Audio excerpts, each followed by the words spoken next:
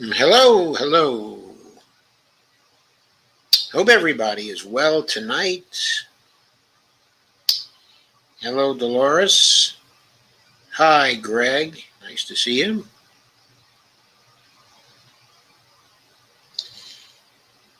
And Dolores says hi from YouTube also. Hello, Kay. Hey, go start. Lana says happy Thursday. Carmen says not in fascist book jail, not yet anyway. Hi, everyone. Steve says hello. Steve Wolfbrand says hello, everyone. So I hope you're all doing very well. Now, last night, one of the last things I talked about was financing the Green New Deal. And if you recall,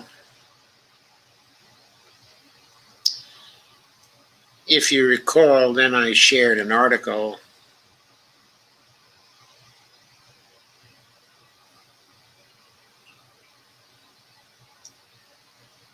Let me find it again.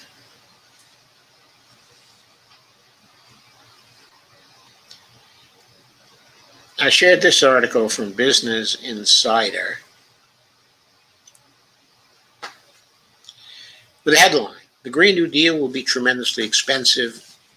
Every penny should go on the government's tab. And that was by Nathan Tankis, by Andres Bernal, and Raul Carrillo.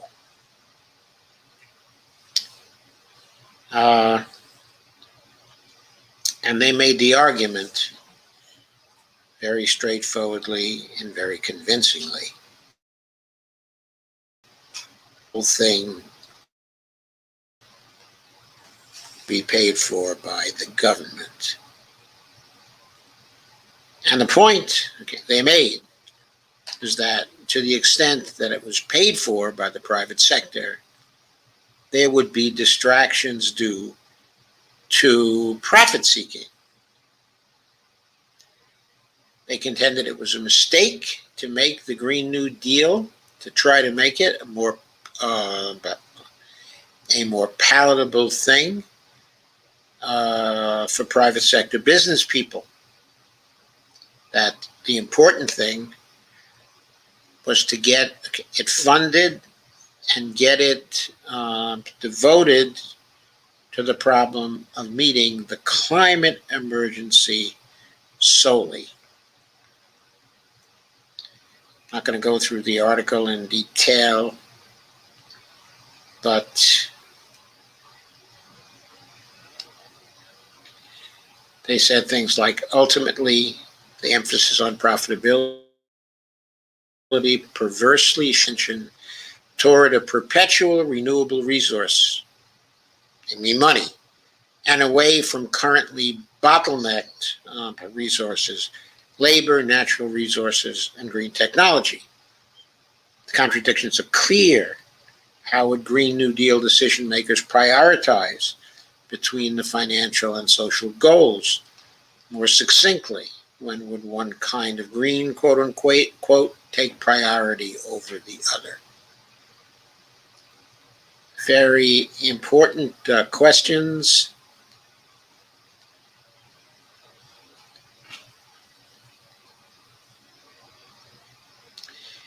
Quote again from them: the indirect approaches to financing Green New Deal cannot deliver the outcomes we need on the timeline we require. If we've learned anything from the run-up to the climate crisis, it's that we should not concede the necessity of market-driven finance or, quote, public-private partnerships to achieve core goals.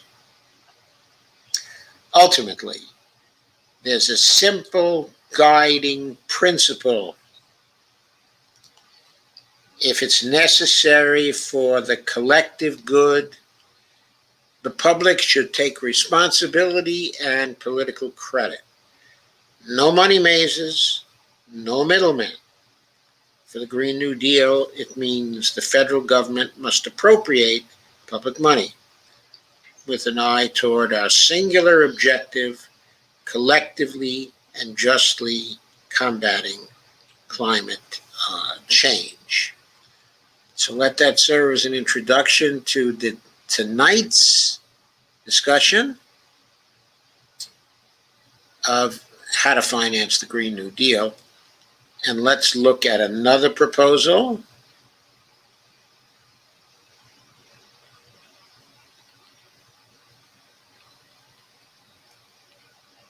This other proposal was from Fast Company.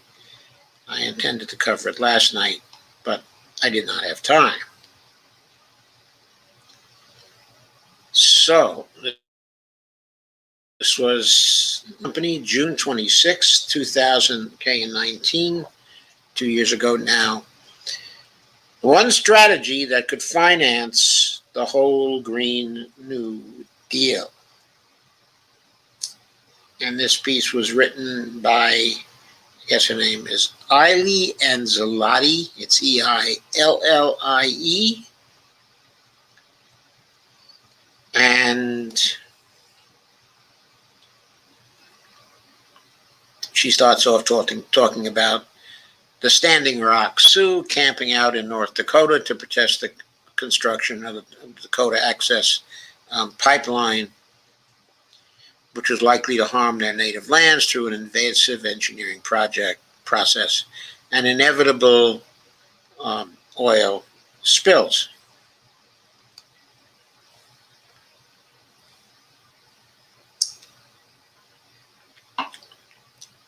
She points out Wells Fargo was one of around 15 banks that directly invested in the pipeline, and enjoying the connection between the bank and that controversial project, activists began to call attention to just how broad and diverse the bank's reach was. Cities like Seattle, San Francisco, Los Angeles, and Albuquerque use Wells Fargo to hold their finances, everything from taxes to parking meter dollars. Activists in all those cities and more began to call on their local governments to divest from Wells Fargo and pull their money from the bank. But the question was, if we pull money out of Wells Fargo, where would it go, says Ellen Brown, the chair of the Public Banking Institute research project, formed by Ellen in 2011 to further the conversation around alternatives to the current banking system in the United States. Large private banks are so intertwined with the way American government operates that divesting from that system is not a simple task. It wasn't enough for a city to just pull its money from Wells Fargo and drop it in another bank. Seattle even attempted to do that, and unable to find another bank that would hold its money, ultimately renewed its contract with Wells to the chagrin of activists.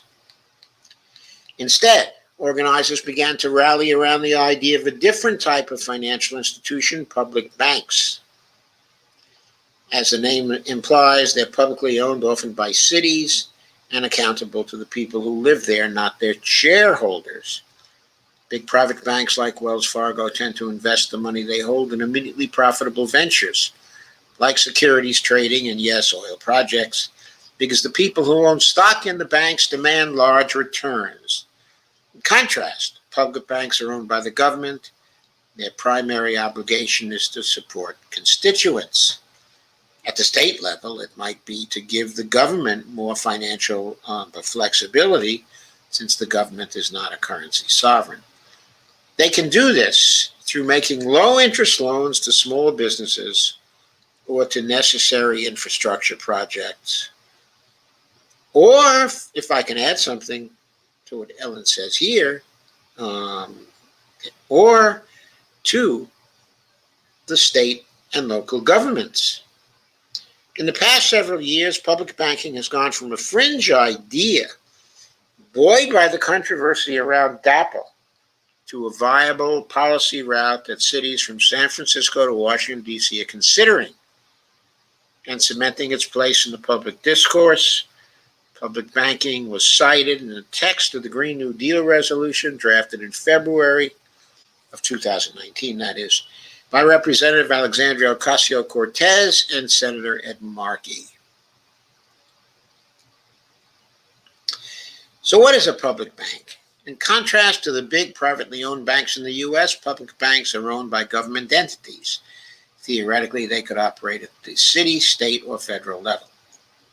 They're funded with revenue from constituent taxes or from the federal government, and as such are intended to be accountable to public interest and demands, as opposed to big private banks, which are beholden to shareholders. Quote, in a million cases where a bank officer has to choose between advancing the private profit of the bank versus what is good for the social aims banking is supposed to serve, these officers follow the idea that the bottom line of the bank is their first concern, says Rick Wolf, professor of economics at the New School for Social Research. He's also professor. He's also professor emeritus at the University of Massachusetts, at Amherst. Public banks can be set up by a government to hold government deposits. But before they can begin doing that, they would need some initial startup capital, which they could generate through public bond sales, crowdfunding, or a long-term loan from the Federal Reserve. Once the public bank is set up, it can loan capital to local projects.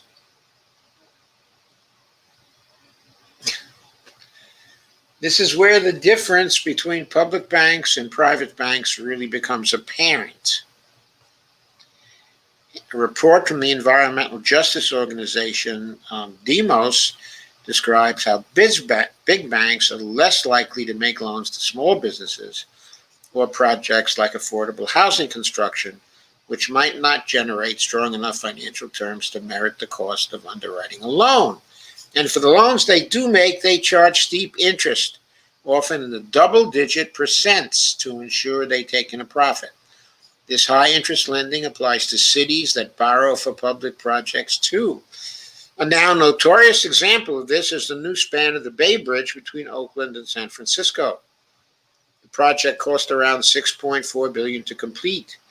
But because the California Department of Transportation took out loans from Wall Street banks and private investors to pay for it, the state agency ultimately had to cough up around $13 billion, double the cost to account for the interest. The same load of interest payments is also crippling the state's attempt to build a high-speed rail corridor, which is something the Green New Deal specifically calls for.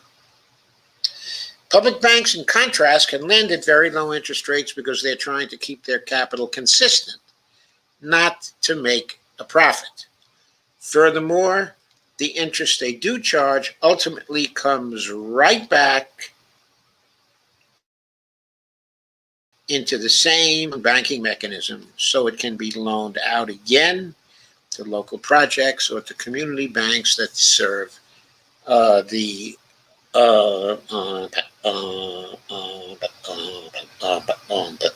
residents. Now here, it's important to point out a basic misunderstanding. If the publicly owned bank is a member of the Federal Reserve System, then when it concludes a loan, what it does is it takes the note from the borrower and creates a deposit in the borrower's account. It's authorized by the government to create the deposit out of thin air.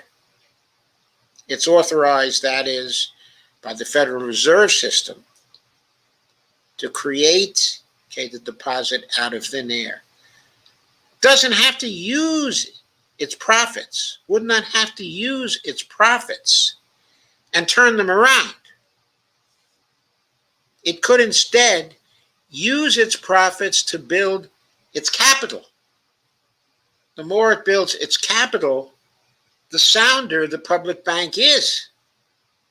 the more it builds its capital, the more the public bank is sustainable over time, and the more cushion it has to support the sustainability of the state government.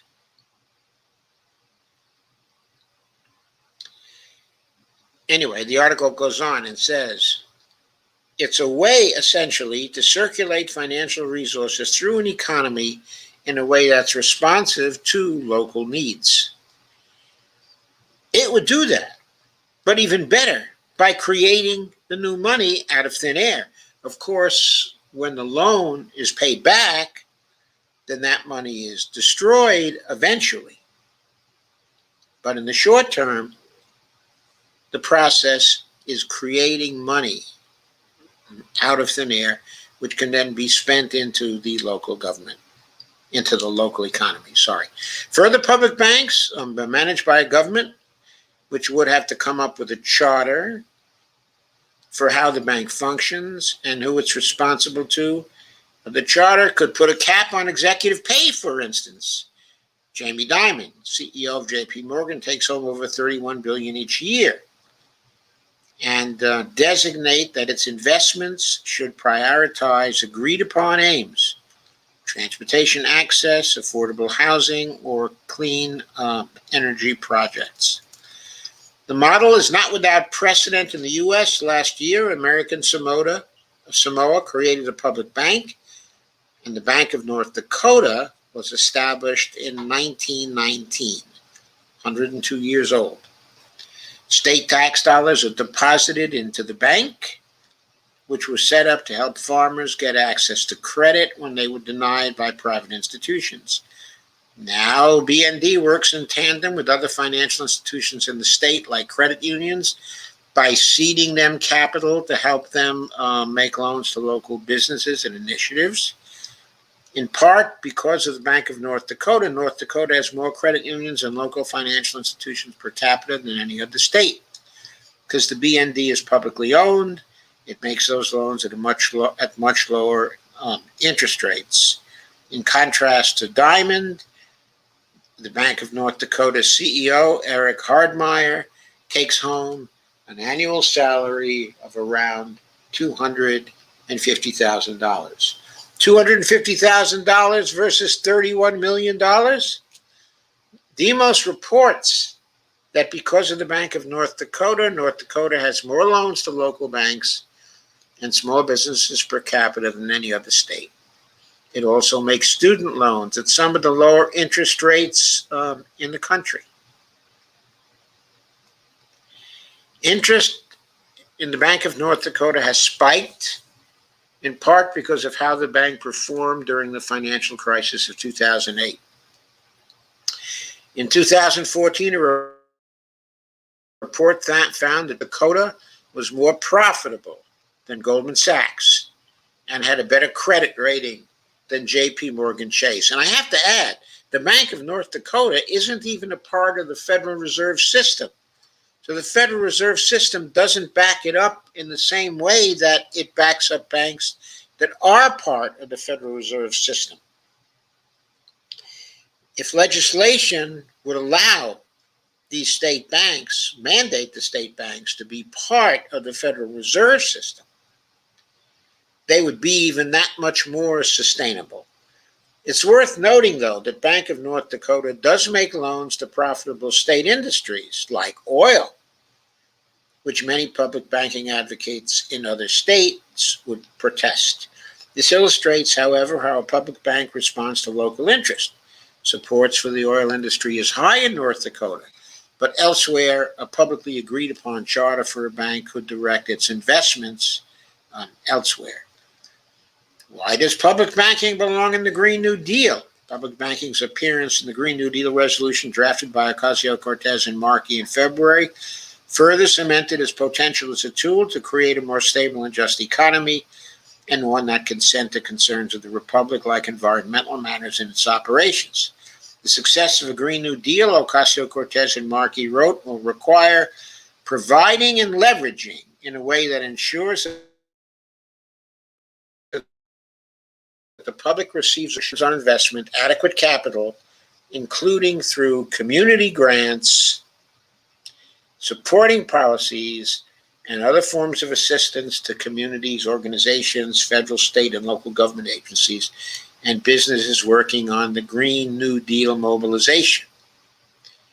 The Green New Deal calls for an aggressive decarbonization of the economy through investment in green infrastructure, innovation, and overall systems change, coupled with equity aims, including access to education, work opportunities, and affordable housing for all. One of the concerns that's attached to the proposal is how to pay for it. Estimates put the total cost of the sweeping proposal at over $12 trillion, both levying a carbon tax and potentially others on wealth and inheritance, and rolling back existing fossil fuel subsidies could free up funds. So, this article is making the assumption that taxes fund spending. Taxes do the pay-fors. So this is out of the MMT paradigm. But in order for this revenue to flow efficiently toward funding projects under the Green New Deal, for example, a high-speed rail network or a revamped energy grid to accommodate an influx of wind and solar, it would need publicly responsive and flexible system to manage it. Brown has studied this extensively. She points to the fact that Franklin Delano Roosevelt's New Deal, the obvious antecedent to the Green New Deal, was financed largely by the Reconstruction Finance Corporation, a publicly owned credit and lending agency, which backed thousands of projects ranging from national infrastructure to small business enterprises. The New Deal was transformative for both the economy and the infrastructure of the United States, and scale is one that the Green New Deal aims to emulate and surpass, with the added layer of urgency due to climate change. And it would be very difficult to come up for the money for a Green New Deal without a public banking system, Brown says. So many of the initiatives the Green New Deal resolution calls for, from radically expanding public transportation to affordable housing to local access to clean energy, are quite simply things that would struggle to attract mainstream capital from big banks. Or if they could, California's debt-riddled infrastructure projects show that they could sink cities and states into financial holes. Brown believes that a robust network of public banks could unlock the low-interest capital needed to fund these diverse projects at the state, local, and federal levels. And it could do so in a way that keeps the money flowing through those economies instead of up and away to its private shareholders and the executives. How would a public bank help decarbonize the economy? In an economy shaped by the principles of the Green New Deal, a network of publicly owned banks would make loans to governments and the private sector alike to finance decarbonization efforts, including carbon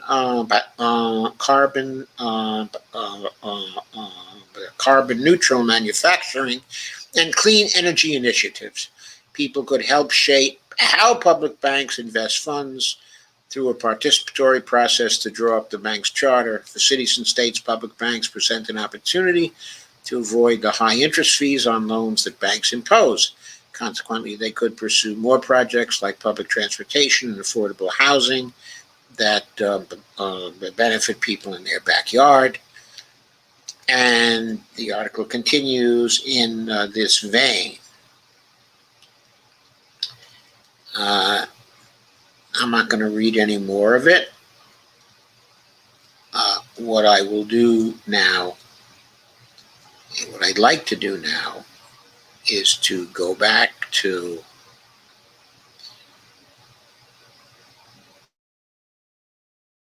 the earlier posts.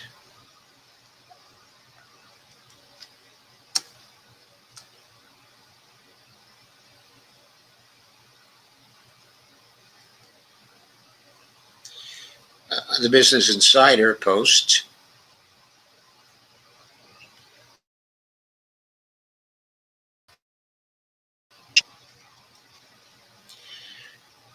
To drive home view.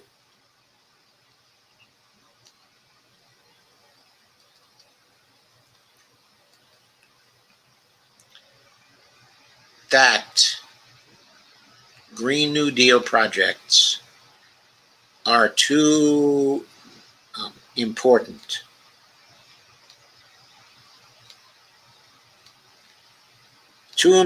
to trust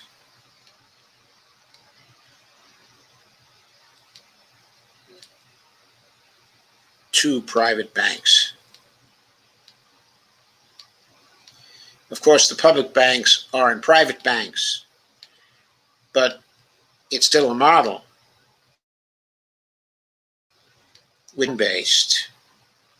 It is still a model which would put the local communities and put states into debt.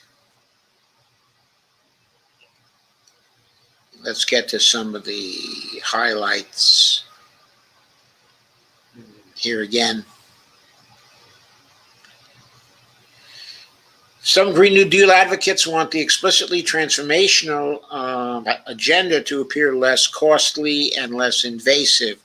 Whether they do this out of concern for the price tag, a socialist label, or both matters little.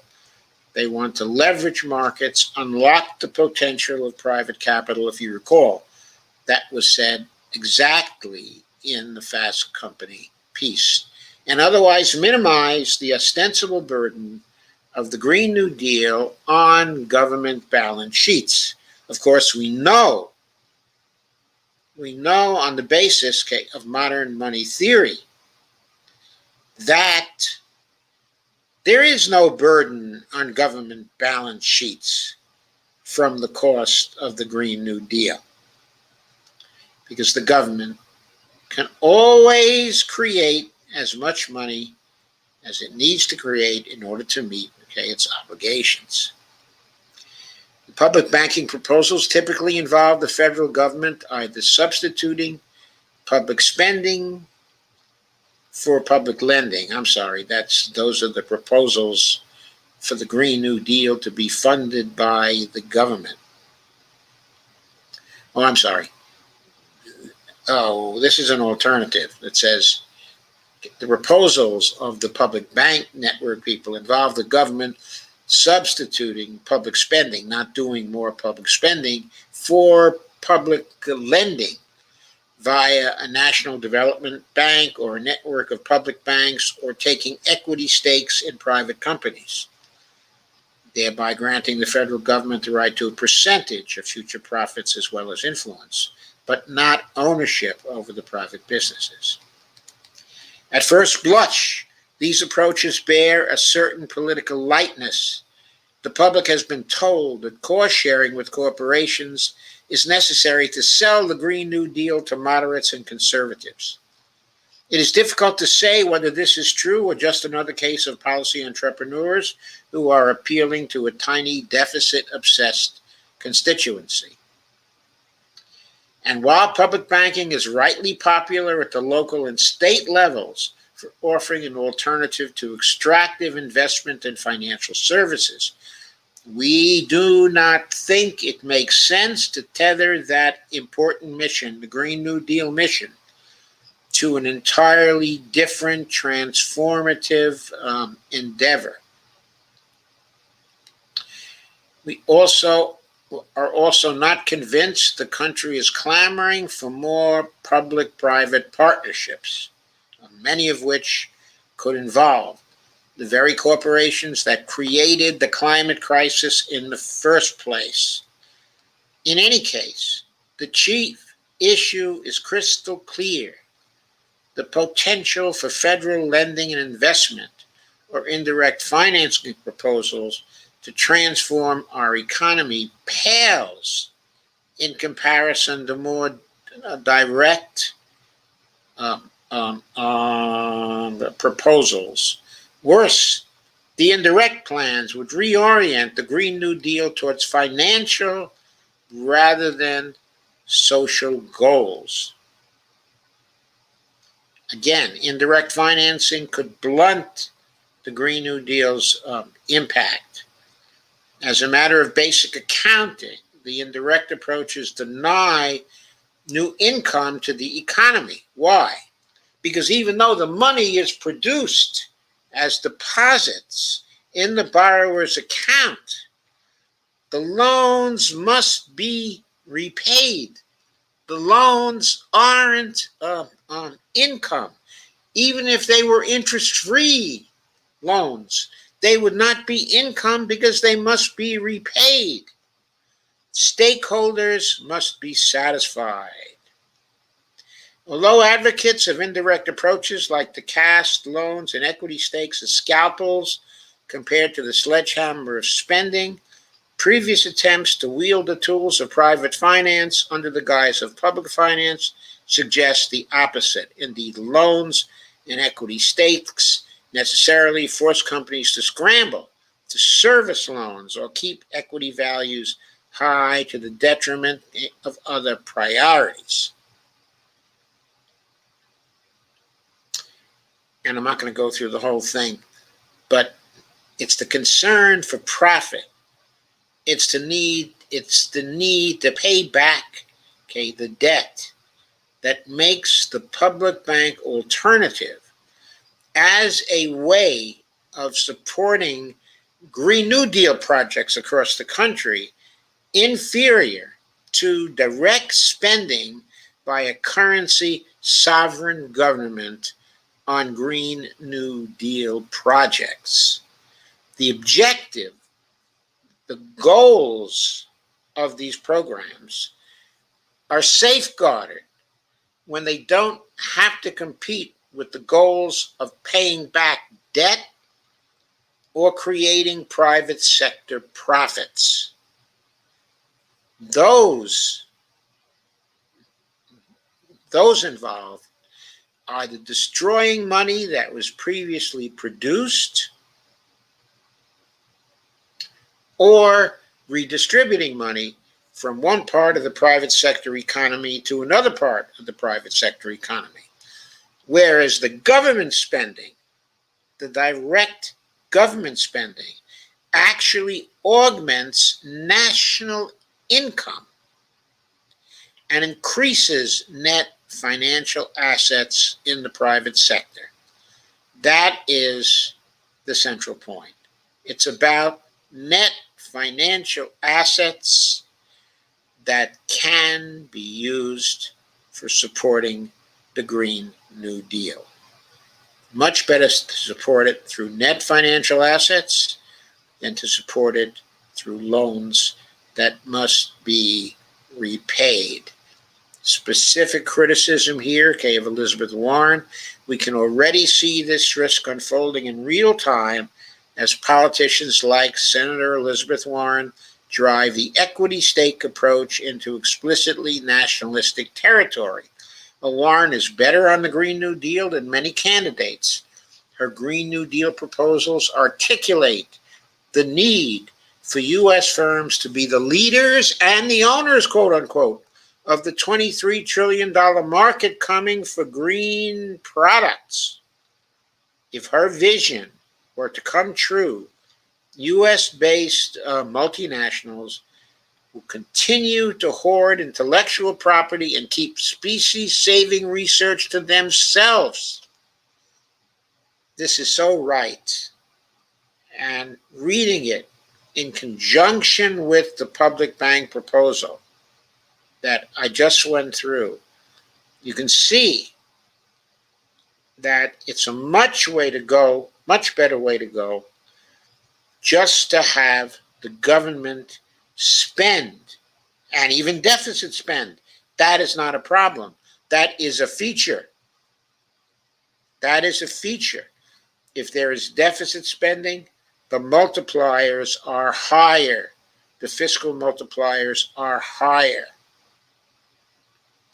The authors here say, we contend decarbonization technology is too important to humanity to hide it behind U.S. patents and trade secrets. Absolutely. We can see this from the COVID crisis.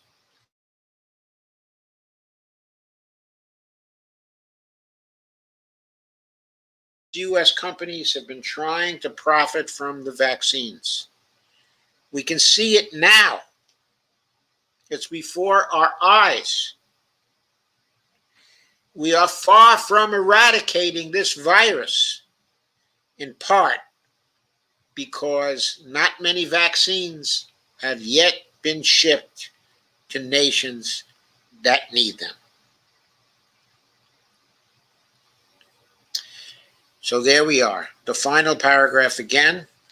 Ultimately, there's a simple guiding principle. If it's necessary for the collective good, the public should take responsibility and political credit. No money mazes, no middlemen. For the Green New Deal, it means the federal government must appropriate public money with an eye toward our singular objective, collectively and justly combating climate change. So why have I been saying over the last week, week and a half, 2 weeks, actually the beginning of June, why have I been defending state-level Medicare for all, in part by saying that you could have a state public bank making state plans more fiscally sustainable by increasing the policy space of states? Why am I not pointing out that it is much preferable for Medicare for all or universal health care plans approximating Medicare for all to be directly funded through federal spending? Well, the answer is I have been saying that. I've always been saying that it is preferable to have national improved Medicare for all. That is what we all want. That would be funded by the always fiscally sustainable federal government. It would be much better handled in that way. So why traffic with whole Washington and the possibility of a public bank to give them more policy space? And the answer is because things are not happening fast enough at the federal level. People are dying in the states by the thousands across the country. Bankruptcies, mortgage foreclosures, divorces, suicides, all happening due to medical debt, due to the way insurance companies act, due to the way that they extract funds from the public, due to the way hospitals extract funds from the public and providers extract funds from the public. All this is a consequence of our present system. It has to go, and it has to go fast. And if the fastest way is through state-level plans, then that's the way we ought to go. I sincerely hope that's not the fastest way. I'm supporting the national Medicare for All effort and will continue to support it and will always support it. Okay, so that's what I wanted to say about financing the Green New Deal. We got to start out in the right way with the Green New Deal. Always federal financing. Moving on now to censorship and science.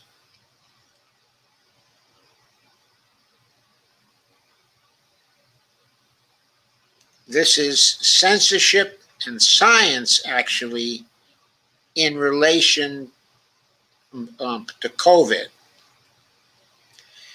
I'm going to start off by playing a little piece of a video.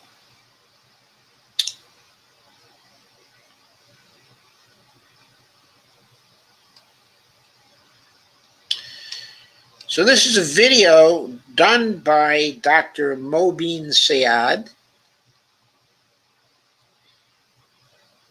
who is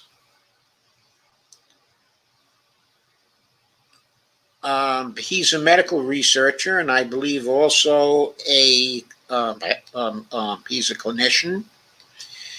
He's been working in the area, of COVID. He usually does about a stream a day, maybe 5 days a week. Here he is interviewing Dr. Paul Marik, who's a doctor from South Africa. And both he, and Marik, he's a doctor from South Africa, who's a professor as well. And he and Marik are among those doctors who have been studying the usefulness of various therapies for curing COVID-19. One of the therapies that they generally talk about is the Ivermectin therapy that many of you have heard about, but that has not won the support of the medical community as a whole yet. I thought it would be very instructive to look at a part of this particular video so we could see what some of the political issues are, that are affecting the possible adoption. And really, just finding out whether ivermectin therapy could really be successful in the treatment, of COVID-19, whether it is really successful. There are people who swear by it. It's been used now, in many countries. It's being used, in many nations. But the consensus in the scientific community right now is that its usefulness has not been proven. So, I'm going to let you listen to this for a while. Open mind, because it's changing, and you cannot just hold on to your religious dogma. We should be led by the best scientific evidence. I totally agree with that. So I have a question here. This is my question, and it has been in my mind for a very long time. And that is, your own team and their work keeps getting censored here and there. And somebody would come in Facebook or YouTube or somebody else, Twitter, and they would say, you know what, we don't agree with what you're saying, and they'll censor it. At the same time, there are some folks and their messages that I feel are not correct. I'll give you an example. For example, there is a message out there which is taken as fact by many, and that is that if a vaccine is given, somehow the innate immune arm is destroyed. And now the person does not have an innate arm to work with, and when they would get the actual infection, their innate arm will become outcompeted by the adaptive arm, and all of a sudden they'll get a huge disaster at their hand and possibly die. When we look at the current pathologies after 15 months, and when you talk about multiple facets of this disease, how do somebody figure out what works, what is to be included, and what cannot be included? What is that criteria? How do we find that out? Yeah, so I think science is not perfect. It's self-correcting and self-regulating, but it's based on discussion and exchange of information. And I think what's happening is we're being censored. The goal is to censor those people that are wacky and really come up with outrageous treatment protocols. But by silencing everybody, they have basically terminated scientific dialogue. We have no exchange of information, and I think that's a really bad thing. So even though there are people out there that have really bizarre ideas, let them speak their work mind, because I think the scientific truth will come out. The science will prevail. The truth will prevail. And I think everybody should have their voice, and we can talk about it in a scientific way, not personally attacking people, but we look at the science. So there's no question that censorship and lack of transparency has been one of the worst parts of this pandemic. We have both misinformation and disinformation, which is deliberate because physicians are not being told the truth, patients aren't being told the truth, the public's not being told the truth. I think that they're smart enough to realize, let them weigh up the evidence themselves. You know, that's what science is based on. You know, even if it's something that I don't disagree with or agree with, I'll say, well, publish it, because you know what? There needs to be different and this is dissenting points of view, and then we'll come to the truth. And by censoring everything has had a terrible impact. And, you know, I think clinicians don't know what to do. They're confused. And if they're confused, you can bet that patients are confused and the public's confused. So nobody really has a good handle on what's going on. Absolutely correct. And I totally agree with this. I was interviewed by a journalist, which I'm sure that you are much more in the news and these discussions. I was interviewed by a journalist who said, there are views that you don't agree with. And I said, yes. And she said, do you think that they should not be able to make their point or have their discussions out? She was trying to figure out, what does censorship mean to me? And I said exactly the same thing, that let them have their point of view as well. This is not necessary that I'm debating them, or this is not necessary that I am going and correcting them. But the truth, as you said, will prevail. We'll find out what the truth is and how to manage. On the same note, how do you keep helping? So I want to go to the long COVID. I want to look a little deeper on the pathology as well. But this is a bigger problem at this time, and I want to poke a little more of this topic with you. How do you live through this time of censorship? Because what I think is, it's not just the current dialogue is blocked, and so the flow of information is blocked, and possibly helping of the people is blocked, but also for the future, when a journalism student is going to look back at this time of this. Sorry, I Society, and say, what were these people doing when the COVID occurred? They would not find our messages because these would have been censored and cleaned out. So they would not know that there was a Dr. Paul Marek who was talking about, hey, let's use this or let's use that, or Dr. Corey who was saying this, because most of that would have been scrubbed. So how damaging is this erasure of the fingerprint of the current work for future as well? So what we're going through now is unprecedented in the history of science. I mean, this goes back to witchcraft and really prehistoric behaviors. I mean, science is based on exchange of information, and that has been censored.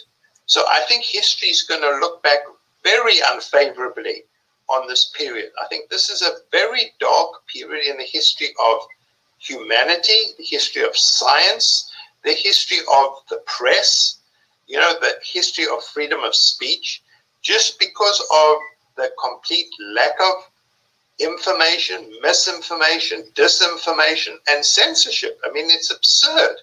You know, it's absurd. What we're saying is being censored and labeled as scientific misinformation.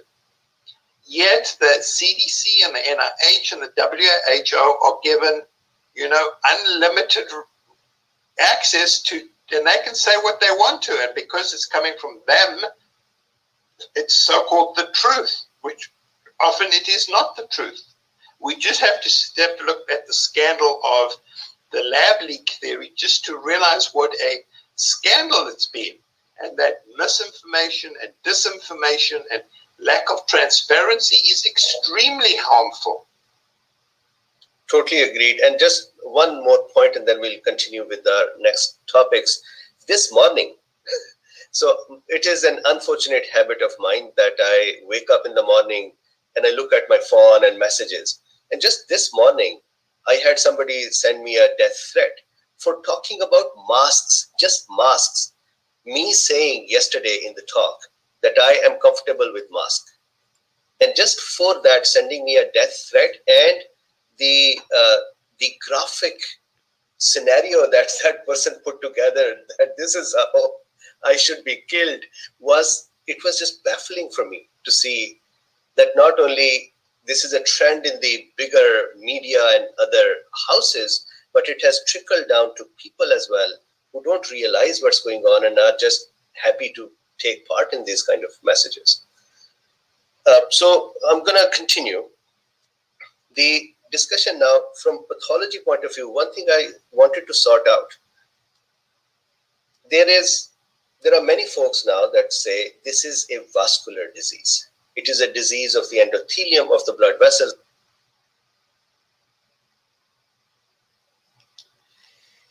Okay, so I'm not going to go further with that now. What I wanted to highlight was the censorship aspect. What's going on in social media and what's going on across the world is that certain organizations like the WHO, the CDC, but certain other organizations are viewed as authorities in the medical area.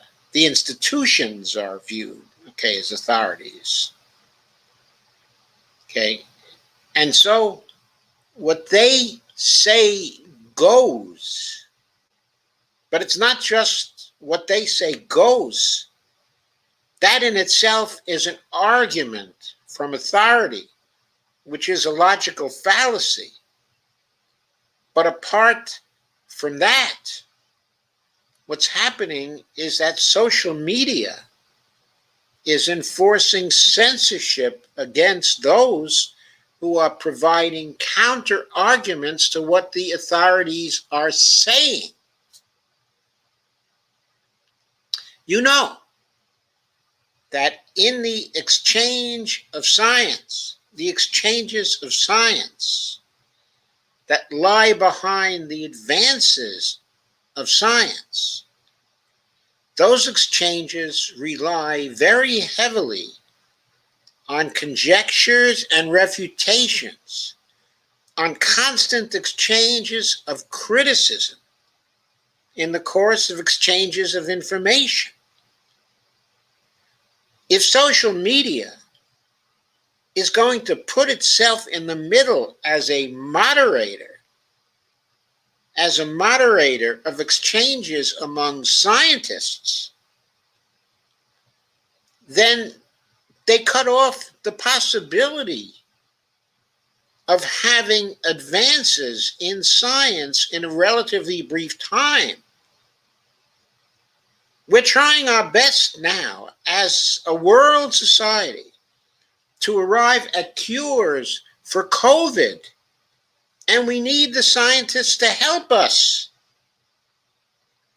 We know, because so many people are dying right now, that the scientific authorities don't have the answers when it comes to cures. Yes, they have the vaccines, but the vaccines are not themselves cures. If someone comes down with COVID, we need medicines that will cure people also. We need pharmaceuticals that will cure people. They may be new drugs, they may be older drugs repurposed for fighting COVID. But the exchange between the dominant scientific authorities and the scientific dissenters is being cut off by censorship. And that undermines the scientific process and will slow down the process of finding a cure. And I haven't even started mentioning the role of big money and big pharmaceutical companies here. We know that role is important because we see priorities being given to remedies that are not effective for certain things. We have seen remdesivir which has had some effectiveness at certain phases in the COVID-19 illness. We have seen remdesivir being used in early phases of the COVID cycle, where it's known that the remdesivir is not effective, but it's being used anyway. And the costs for treatment are being run up because remdesivir is a very, very, very expensive remedy. But the medical community as a whole is being advised by the authorities that other possible remedies are not there yet because adequate testing has not been done. I'm talking about formal, controlled, double-blind experiments. The gold standard in statistically controlled experiments. Those have not been done because the authorities with the money don't want to support those kinds of studies. So the clinicians who've been working with other cures and who claim right now more than anecdotal success, a good deal of success from countries around the world, these people don't have access to the money to do the gold standard experiments that the institutional authorities require before they'll give their okay to a particular cure. So it's like a catch-22. The people coming up with new ideas cannot get their new ideas funded because the conventional wisdom from the institutional authorities says there's not enough evidence yet in favor of the new ideas to merit them getting the controlled experiments, getting the funding they need to do the standard statistical controlled double-blind experiments that would actually test whether remedies such as ivermectin are effective. So you make the a priori assumption that they're not effective or there's no proof because the experiments have not been done, but then you refuse to fund those experiments. So it's a catch-22. It's a catch-22. We cannot afford such catch-22s. We cannot afford favoritism and bias towards new drugs that are being formulated by large pharmaceutical companies who get all the gold standard experiments they want. The coffers of the research agencies are open to them. They themselves have enough money to do those experiments. Of course, if they find the new drugs, that will be great, but it's also true that those new drugs are going to be enormously expensive for a course of treatment. So that's the current situation, and we see when we study the cases, hear what's going on, it's obvious that there's a bias to slow down certain kinds of studies and certain kinds of experiments because the people in the big institutions are favoring the big pharmaceutical companies. We see that going on. Okay. So I have a number of other things to cover here concerning substance. So let's go to some of the research here now. Some of the research itself with respect to ivermectin.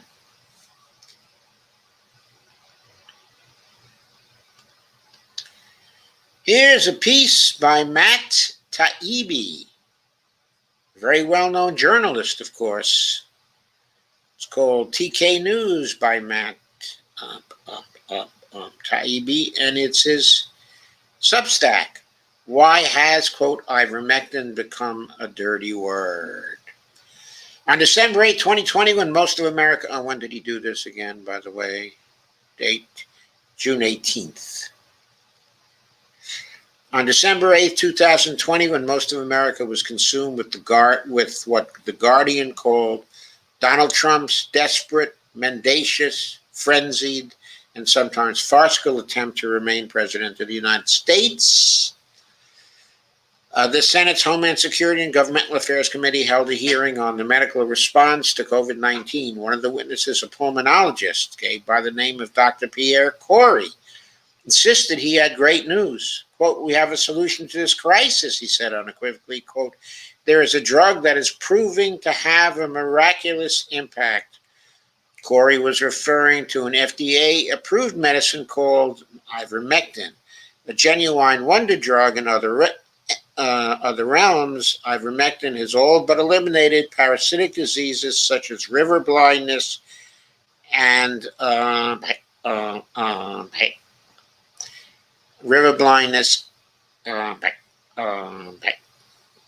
the other disease is elephantiasis, helping discoverer Satoshi Omura win the Nobel Prize in 2015.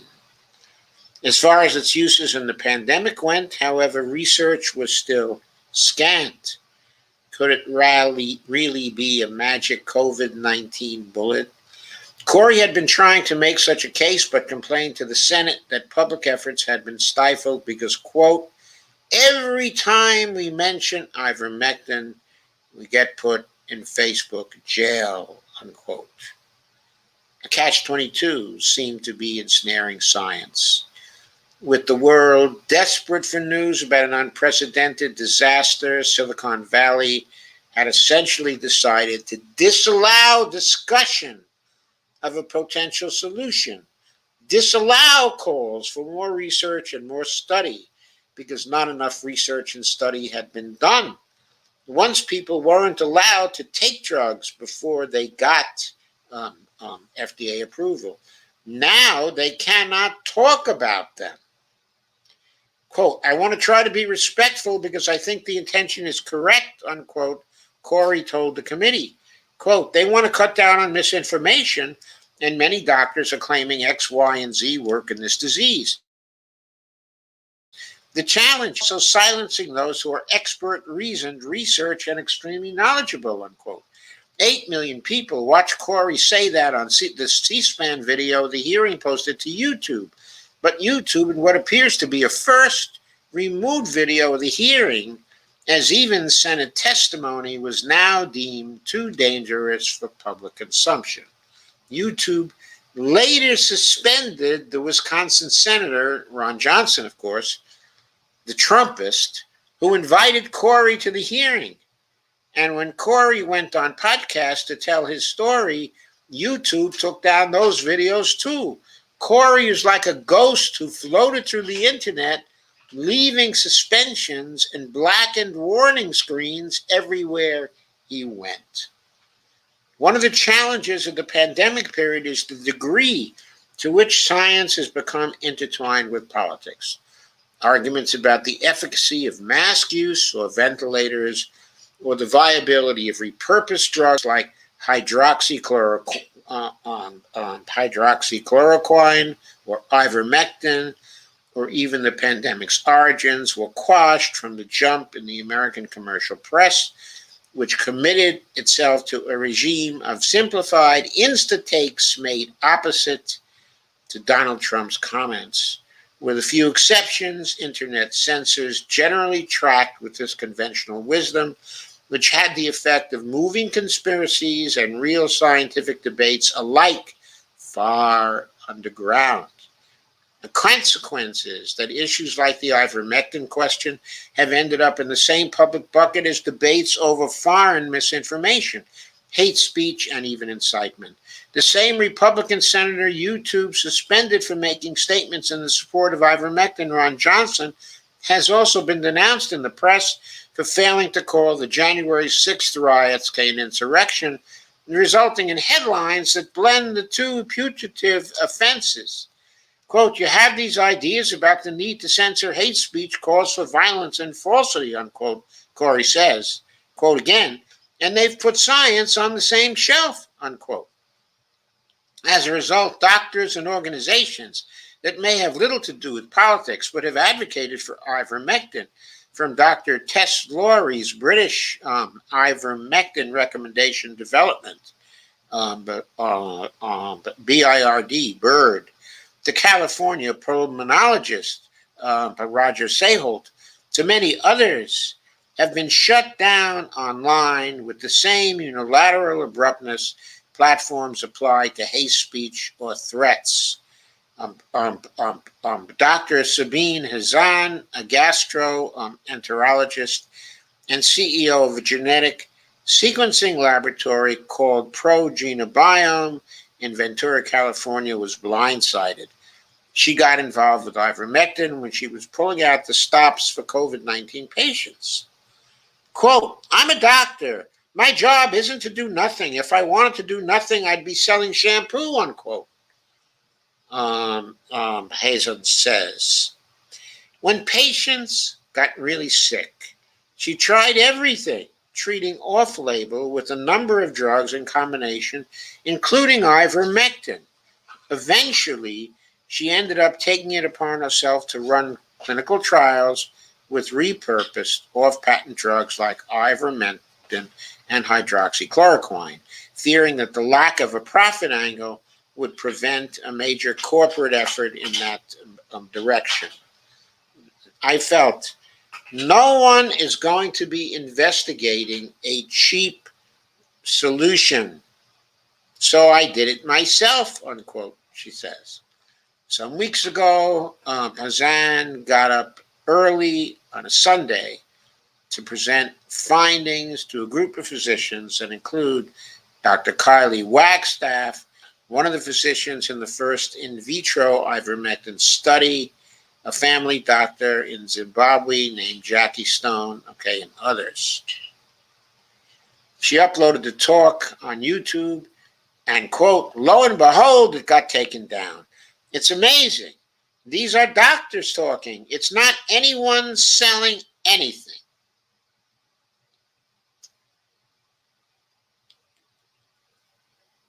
So that puts the problem very, very nicely, I think better than I did.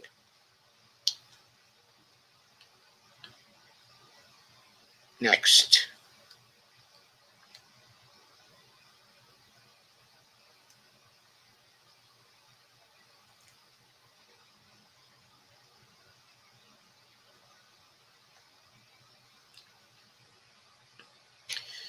Here's an article from the American Journal of Therapeutics.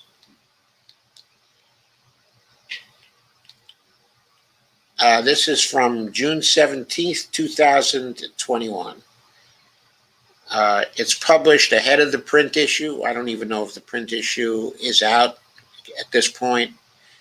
Ivermectin for prevention and treatment of COVID-19 infection, a systematic review, meta-analysis, and trial sequential analysis to inform clinical guidelines. Right? This title is a mouthful. It's by Andrew Bryant, Tess Lawry, Teresa Dowswell, Edmund Fordham, Scott Mitchell, Sarah Hill, Tony Tam. Some of these folks, Masters of Science, PhDs,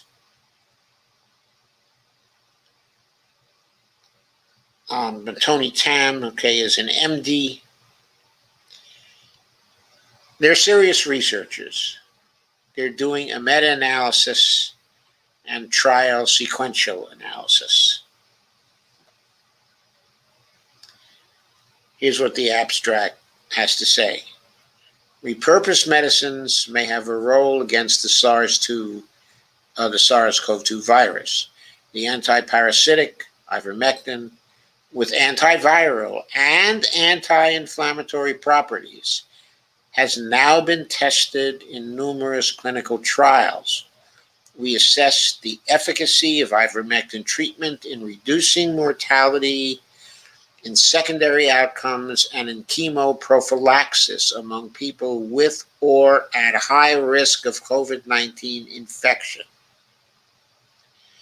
What they did was they searched a variety of bibliographic databases up to April 25th, 2021.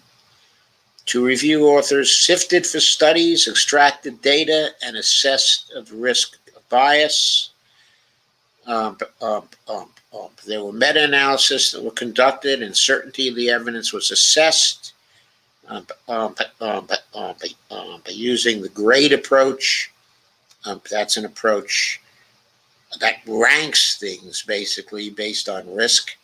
And additionally, in trial sequential analyses before mortality. 24 randomized controlled trials involving 3,406 participants met the standards for review inclusion.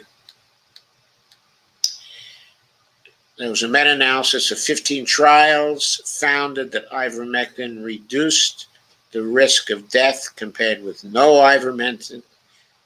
The average ratio was 0.38. The confidence interval was 0.19 to 0.73. Number of people involved were 2,438. The I-square was 49%. I'm not sure what I-square means.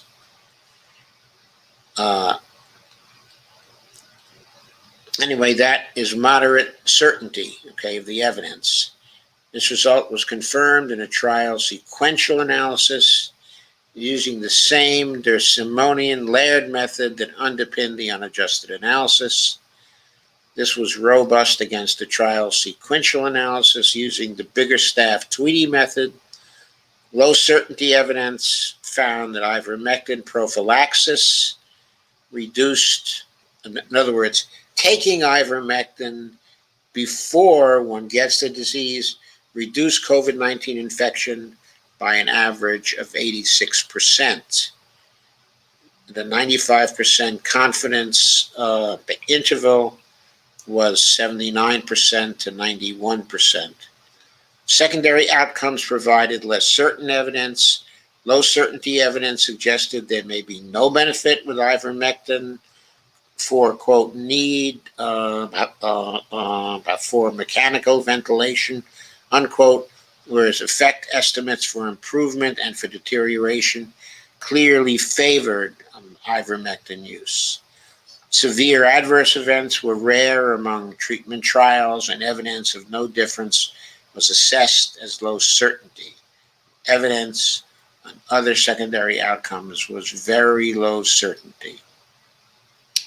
Moderate certainty evidence finds that large reductions in COVID-19 deaths are possible using ivermectin. Using ivermectin early in the clinical course may reduce numbers progressing to severe disease. The apparent safety and low cost, because the side effects of ivermectin are very, very few and they're rare. That's important to recognize. And the dosage cost, of ivermectin is very low. I mean, it's something like a couple of bucks. It's very low. The apparent safety and low cost suggests that ivermectin is likely to have a significant impact on SARS-CoV-2 pandemic on a global basis. Now, this is still all tentative. The certainty of the evidence is only moderate. Sometimes the certainty of the evidence is low. But studies like this one are careful studies. They are rigorous. They are scientific. They deserve to be respected.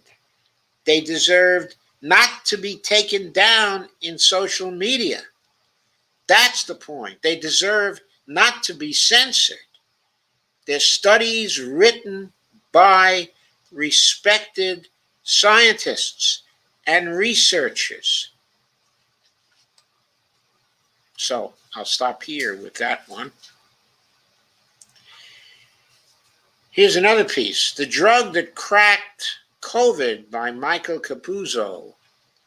This is from Mountain Home in Pennsylvania and the New York Finger Lakes.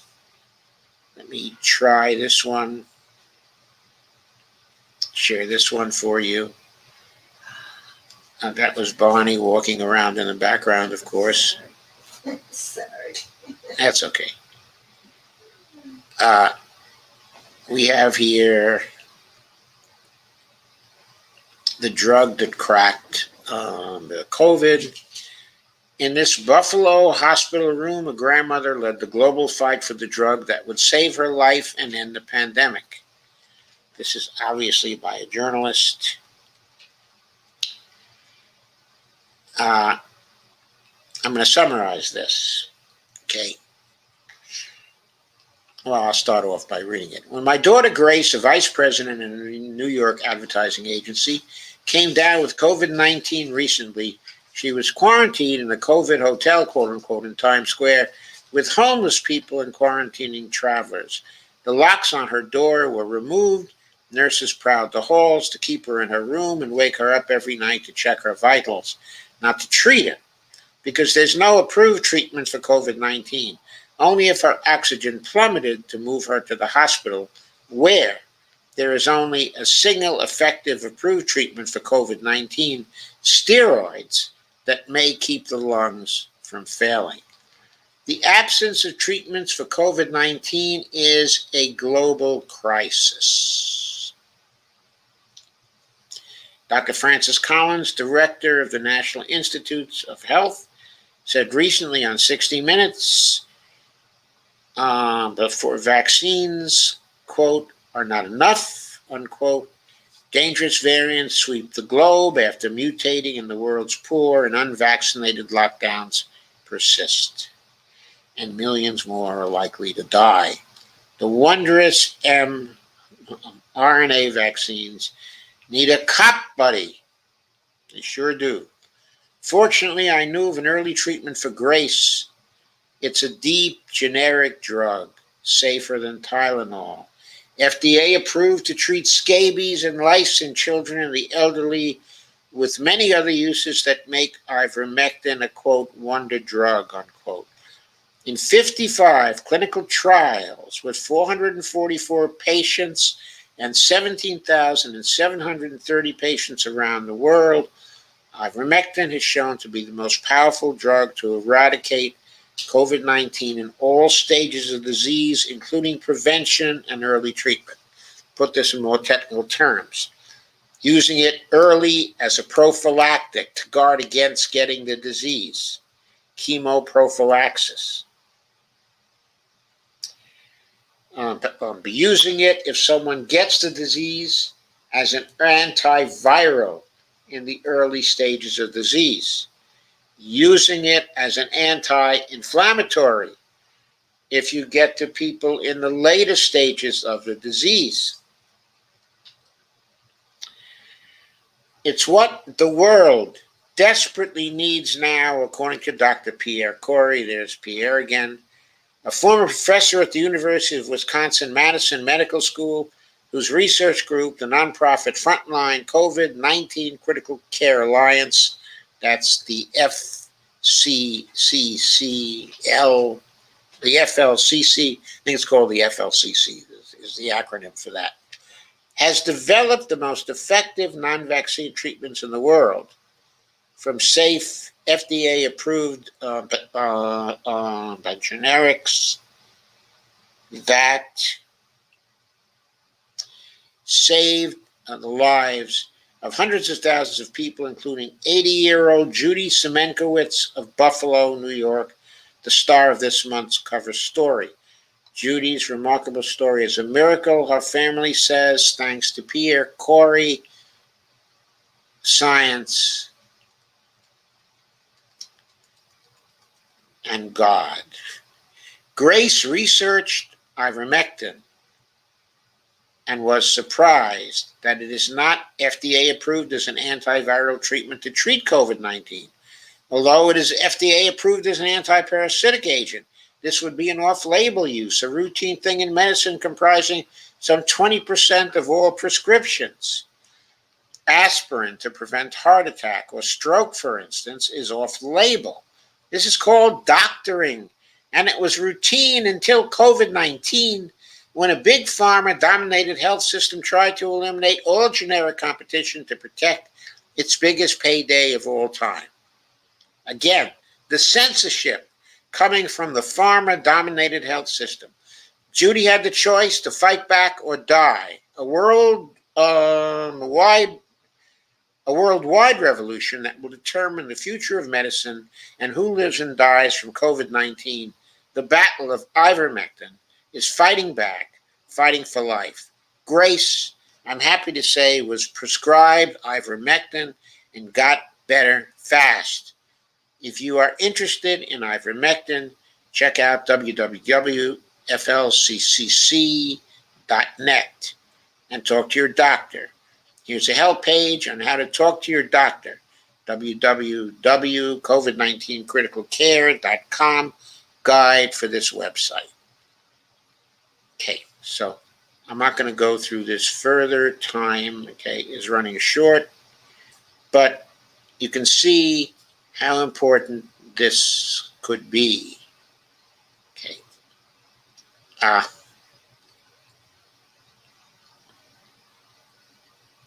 There are dissenters from this.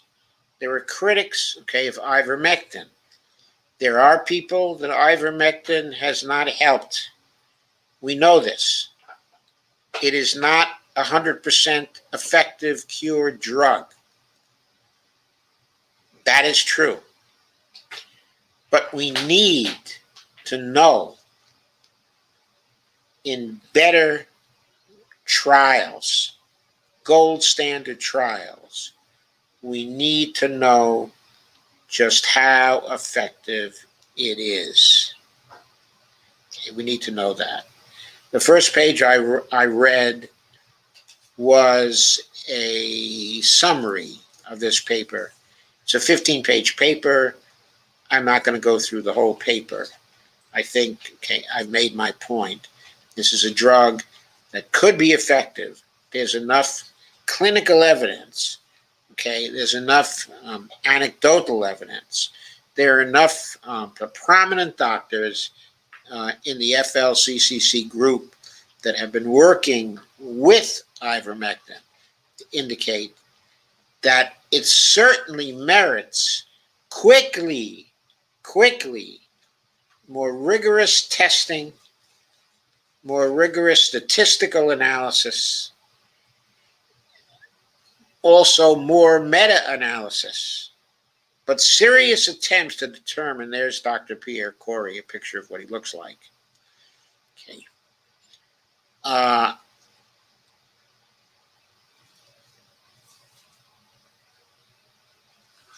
There's room for those kinds of studies done on a rush basis in order to determine whether this is as effective as the meta-analyses suggest it may be. There is no excuse for not pursuing this. It cannot hurt people. There are very few side effects. Its costs are very little. Dr. Corey, Dr. Bean, Dr. Marek, Professor Marek, and others from the flccc.net have devised protocols for using ivermectin. One remdesivir dose costs $3,000. As Judy lay dying in Millard Fillmore Hospital in Buffalo, Her doctors did not have ivermectin in their treatment bag, but they did have remdesivir, and they gave a dose to Judy, manufactured by Gilead Sciences, one of the world's largest pharmaceutical companies. Remdesivir costs $3,000 a dose.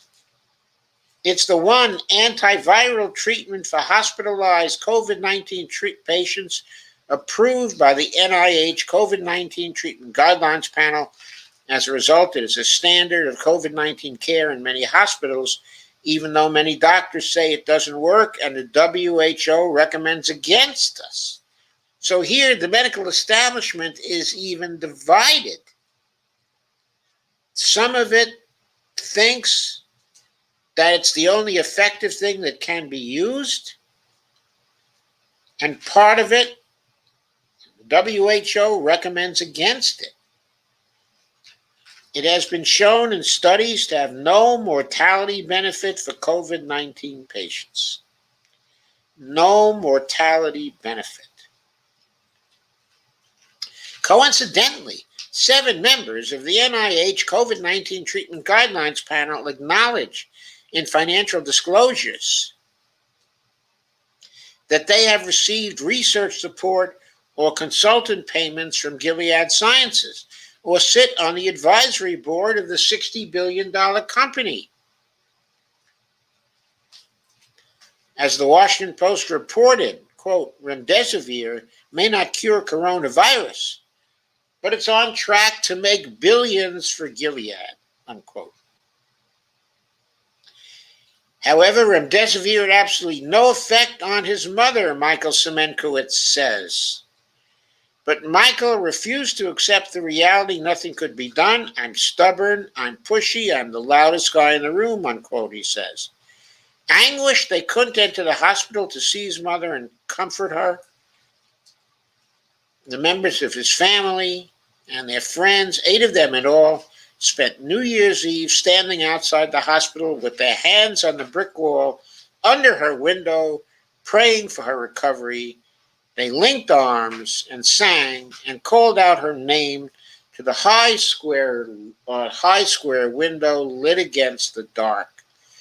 We felt we needed to be on that ground, blessing the doctors, blessing my mother, staking our claim for healing. My wife said, people live on love, he says, and they feel you. New Year's Day came, the calendar turned, but Judy was the same. So, okay, I'm not going to go through the rest of this. You're getting the picture, okay? You should read this. It's inspiring. It's human interest, okay? It's very, very good. But the point coming out at the end is just the same. It's that here is a promising treatment. Here is a low-cost treatment. Here is a treatment that has not received the investigation it needs in order to determine once and for all whether it's an effective treatment. You are creating a lot of background noise there, honey. You are. So, I'm going to stop this one now. And there's one final thing I want to go to, which is very important. Importante.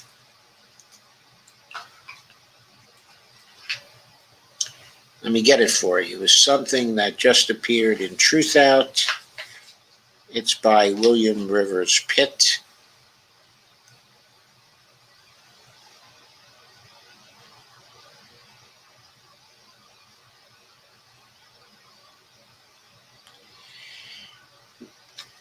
And the name of it is As Delta Variant Spreads, WHO Urges Masks and Social Distancing.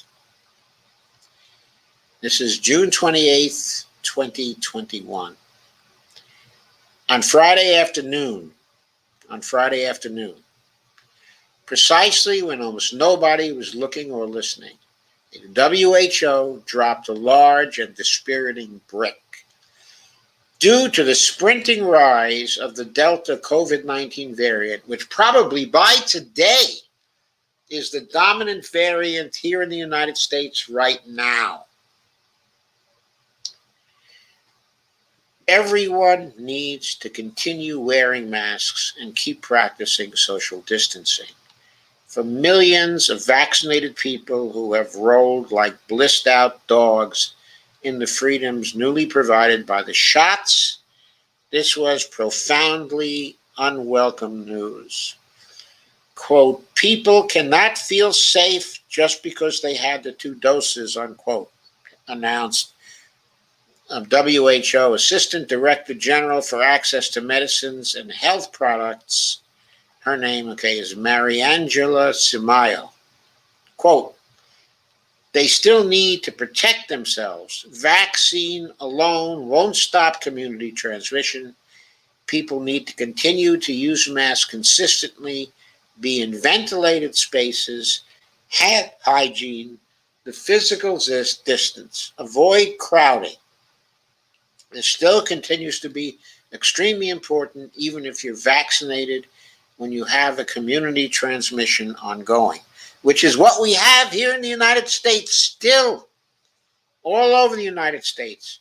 The abundance of caution on display is due to the Delta viral variant, which was born in the cauldron of India's ongoing COVID misery, and it's begun making itself at home both here and around the world. That, you see, is the merciless genius of the virus. It seeks only to replicate itself within human hosts and is always evolving to thwart our immunological/vaccinated defenses. Quote, alphabetically, chronologically, the virus is getting better and better at its primary objective, infecting us. And experts suspect that it may be a while before the pathogen's contagious potential truly maxes out, unquote, writes Catherine J. Wu for The Atlantic. Quote, as long as the virus has hosts to infect, it will keep shape-shifting in ways we can't fully predict. That biological caprice makes it harder to anticipate the next pandemic hurdles we'll need to clear and assess the dangers still ahead. One of the inescapable question marks that arise when dealing with this wily foe concerns the vaccinations themselves.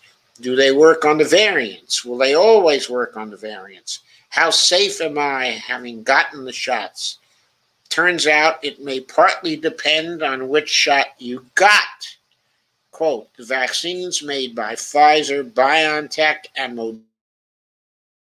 Moderna, persistent immune reaction in the body that may protect against the coronavirus for years, reported the New York Times on Monday morning. Quote, the findings added to growing evidence that most people who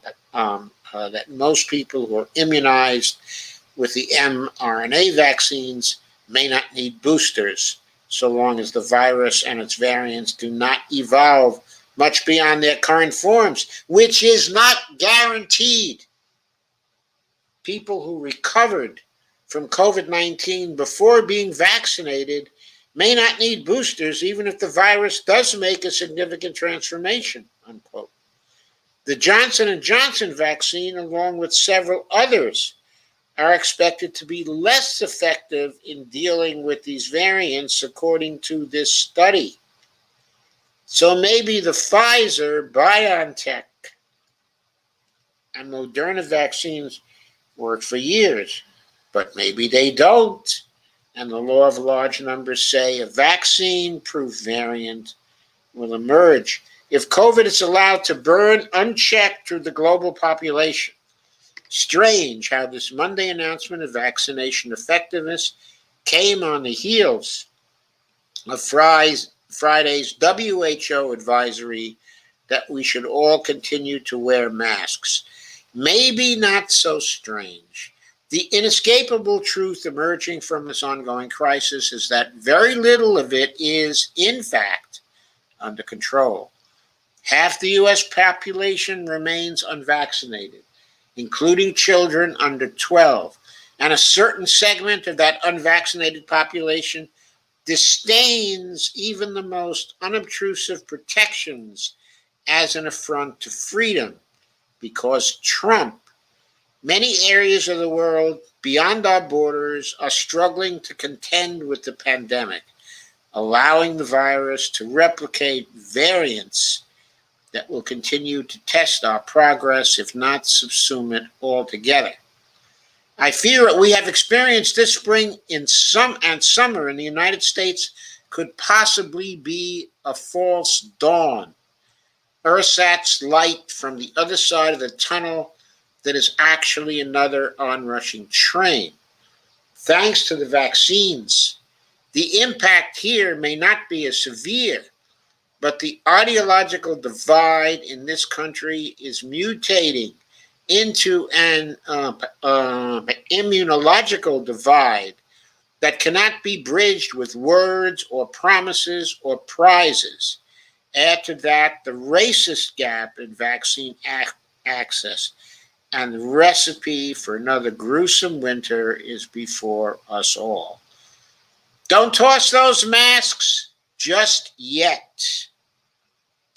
And I now have to add the following. Wouldn't it be great if we knew at this point whether ivermectin is nearly as effective as the meta-analysis suggests? If ivermectin is really 86% effective in curing people who have the virus, and if it's so inexpensive as it is and easy to make, it can be the savior of millions of people who cannot get these vaccinations quickly enough to make a difference. It can help us to eradicate this virus to the point where quarantining, testing, social distancing measures can be effective in stamping the virus out. Wouldn't it be wonderful to be able to supplement vaccinations with protocols involving ivermectin, perhaps steroids, perhaps some other common drugs, depending on the phase of the illness that people are in? Wouldn't it be wonderful if the further studies had already been done so we knew what the situation is? We don't, because those studies have not been done. Why have they not been done? They've not been done because of the censorship, because of the institutional opposition, because of the arguments from authority, the logical fallacy implemented through these institutions, affecting our deliberations and our investigations about what will cause COVID, what will treat COVID-19.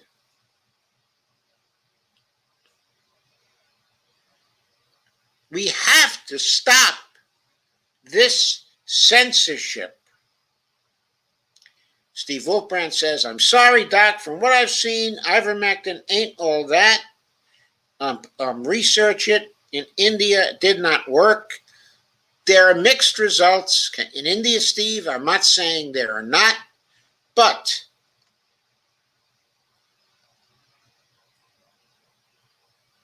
there has been a slowdown of the spread of the virus, okay, in Mexico compared to in other places. Just a couple of months back, it looked like Mexico was going to surpass us in fatalities per million. That has not happened. That has not happened. We know in Mexico, ivermectin is being widely used. I'm not talking about any scientific study now.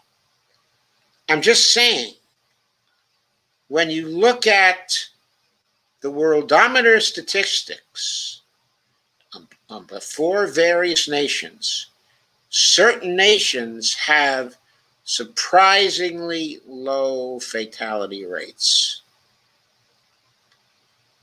And there has to be a reason why. Certain nations, okay, in Africa. Now we know there are problems with the statistics in certain nations, okay, in Africa. But we also know the statistics are better in certain other nations, for example, South Africa. And we also know that ivermectin has been widely used there. But all this is impressionistic. What I'm saying, Steve, and what I'm saying to everybody is we need to have the studies, and we don't have them. So I'm going to leave you on that note, and I'm going to turn to consider your comments.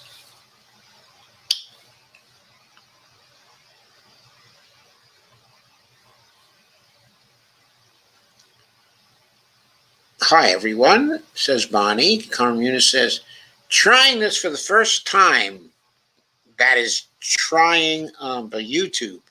My Facebook feed of this stream had already started freezing. I hear it's better here. Hi, friends. I'm so glad to find you on YouTube, Carmen. Greg says, this is why we need public banking. Charles Booker officially announced he's running for the U.S. Senate seat held by Rand Paul. I know. I was happy to see that. And Steve Wolfbrand says, I bank at Shitty Bank. Steve Day says, my bank did me well today. The loan officer understands MMT. Laugh out loud. That's funny. Kay says, I have followed Professor Wolf for many years. I've been following him for a few years too, Kay. Steve Day says, the Fed is Uncle Sam's and our public bank. Well, sort of, but not quite. First of all, the Board of Governors is not itself a bank. That is, of course, fully federal. Okay, it's a government agency. But technically speaking, the regional banks of the Federal Reserve are privately owned, not really publicly owned. Now, I'm not saying the Federal Reserve System taken as a whole, okay, is not a public system. Okay, I think it is. But each of the individual banks is not a publicly owned bank. Now, it does have a strange form of stock ownership, which is more like the membership in a club than it is actual stockholding. Okay, it is that, and the Federal Reserve System as a system is certainly the banks of the United States, the banking system of the United States. But it's not a single bank in itself. And Steve Day says, give us our change. And Lana says, hey, Carmen. Hi, Steve. Hi, Dolores. Lana says, love Charles Booker. Steve Wolfram said, I deposited a $70,000 windfall into my savings account at Shitty Bank. They gave me a one-time $100 bump if I left it there for 60 days. BFD. Yeah, BFD is right. Carmen says, hi, Lana. It's a pleasure to be here with you. Lana says, same to you. Forgive if I don't type a lot. I am still working. Carmen says, I understand, Lana, but when you do type, it's always good stuff. And Kay says, used to bank at the old Cape Fear Bank when North Carolina was a blue state. It was great. Now the GOP rules sold it off to South State and ruined it. Carmen Yuna says, it's correction. My phone misbehaves on a regular basis. Ghostart says, better than my excuse, eating. Kay says, I keep my act there in case I'm ever able to move back there if they ever go blue again. I hope I don't have to stay in GOP ruined Ohio the rest of my life. Steve Wolpern said, if I go to a non-shitty bank ATM and withdraw $20, shitty bank hits me for $5, and the owner of the ATM hits me for another $5. So I spent $10 to get 20. So Steve, why not get $200? Well, that's still an awful lot of money to get $200. Can't win. Carmen says, I guess you have to go to shitty bank. Oh, God. I'm usually notching as well, but the blackberries has my teeth full of seeds. My roomie is in the shower. Can't brush my teeth right now. It's driving me nuts.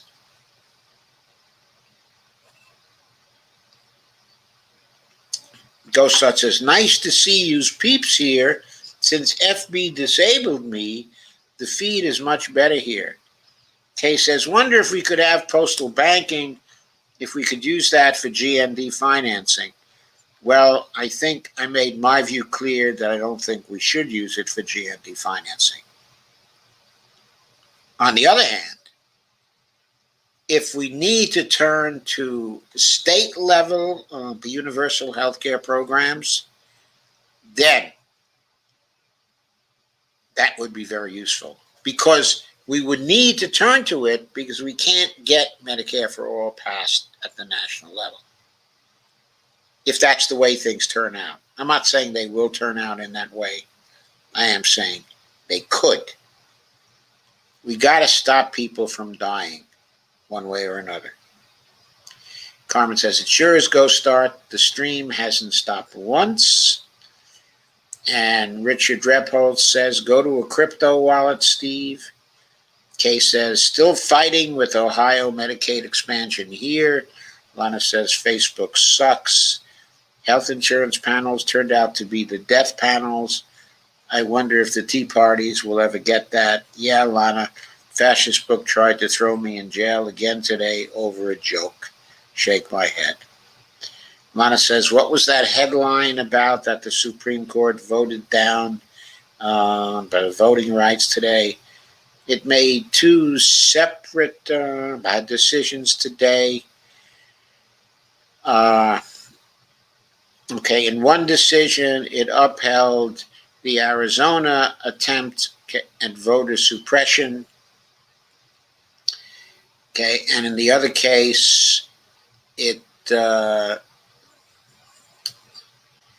held up the right of nonprofits to maintain dark money contributions from whoever they get the dark money contributions from.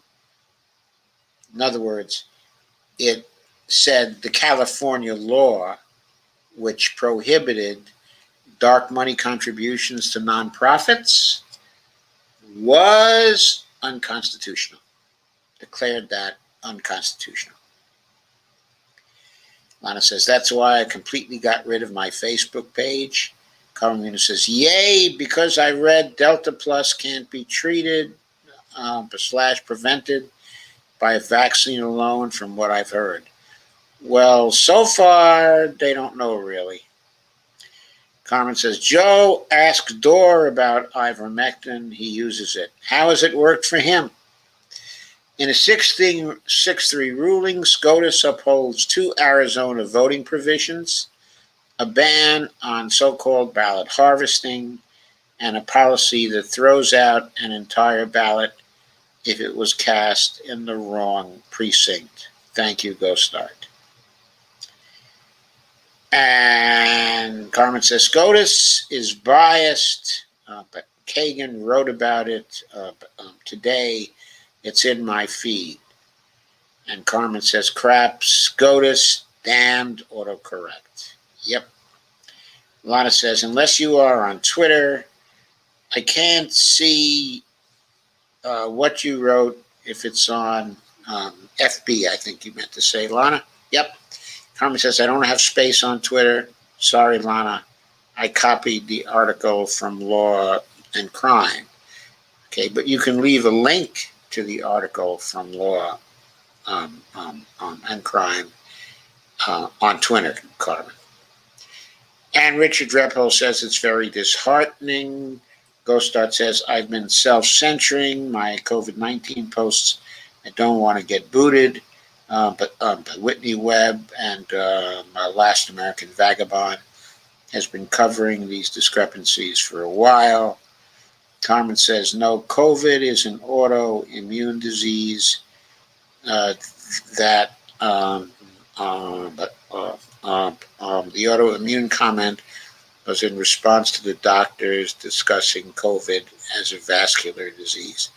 Well, why can't it be a vascular disease and also, an autoimmune disease? Steve Day says scientific dissent. Armin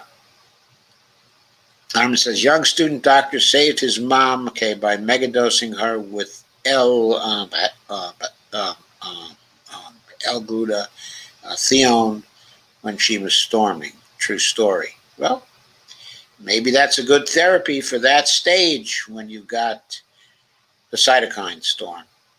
CoStart says, when the deep fakes start hitting, we won't know Jack from Jill. Carmen says, what's deep fakes? CoStart. Carmen says, Bonnie has the cure. Hi, Bonnie. And Richard Repole says the same with cancer cure. They're video manipulations.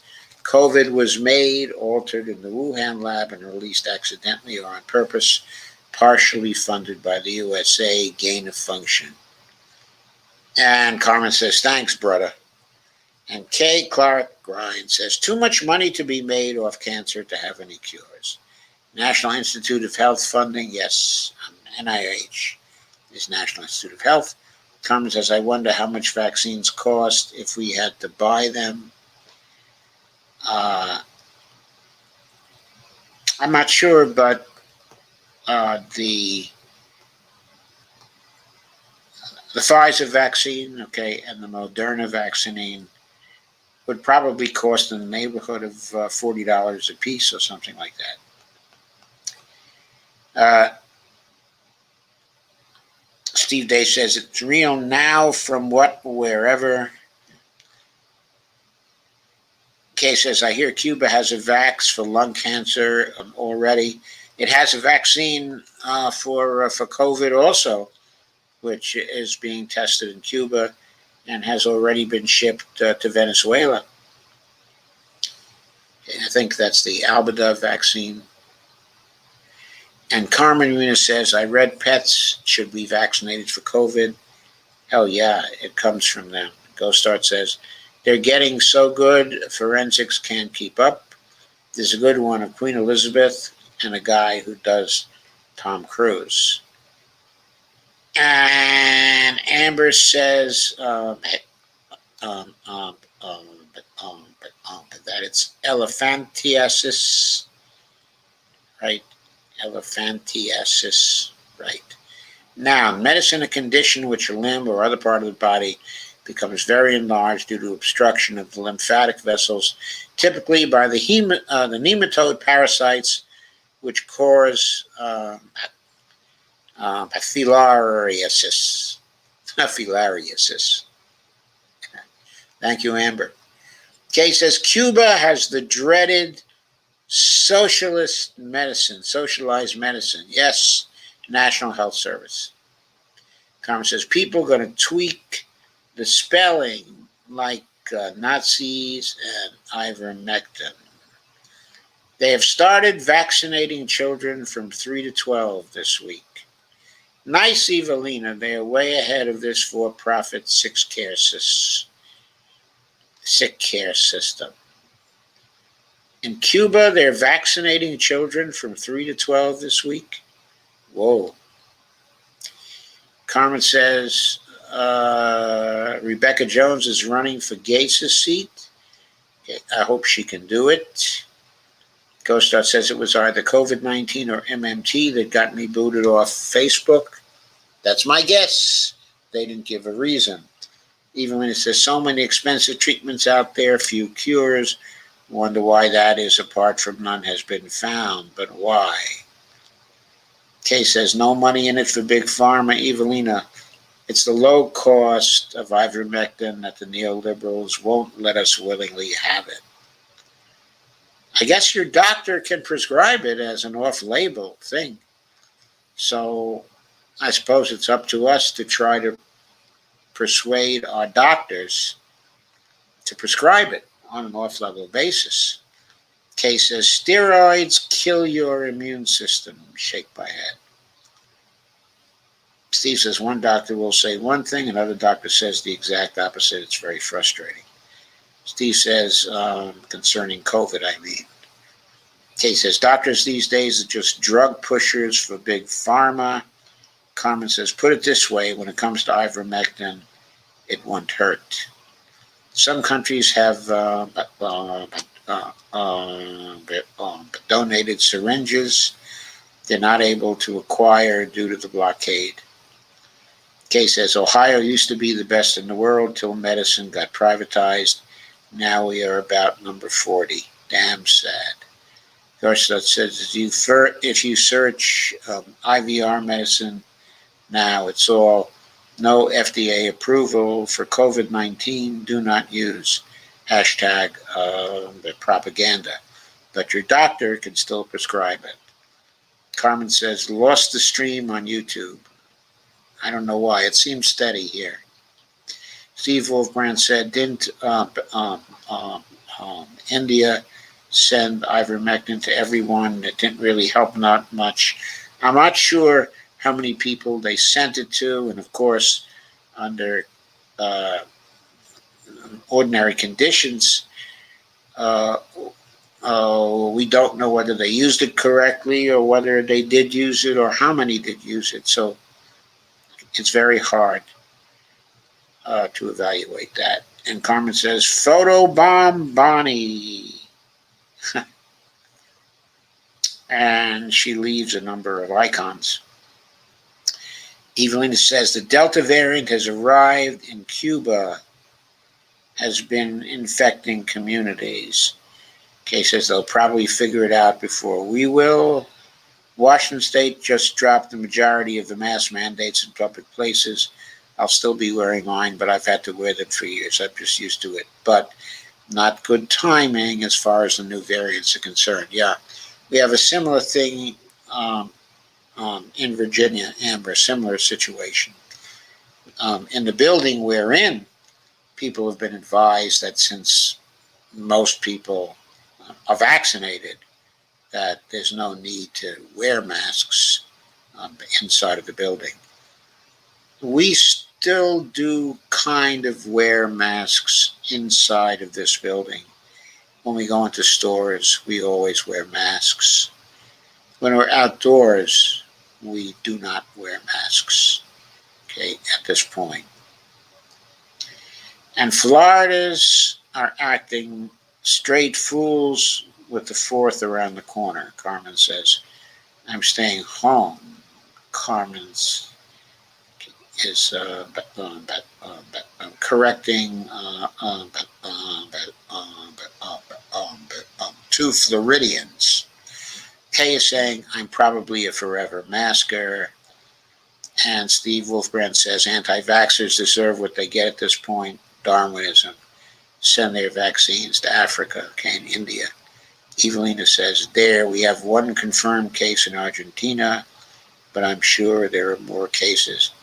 It's been that low in Argentina. 1 confirmed case with respect to the Delta variant is what you're talking about. Carmen says, I got to the J&J and they need to hurry up and find out if I need a booster. I have 5 comorbidities. Yeah, I think you spelled it right. Kay says, Evelina, I don't think this will ever be over. Gut feeling, Kay. And then Steve says, I'm sorry, Doc, but from what I've seen, ivermectin doesn't work.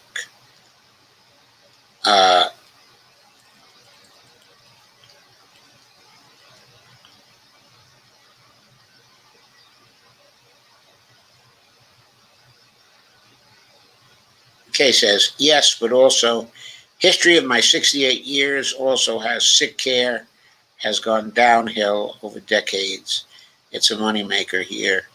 Gostad says, we currently are coordinating a randomized phase 2 double-blind clinical trial on ivermectin at high dose, 600 or 1,200 micrograms per kilogram for 5 successive days. Whose protocol is that, Steve?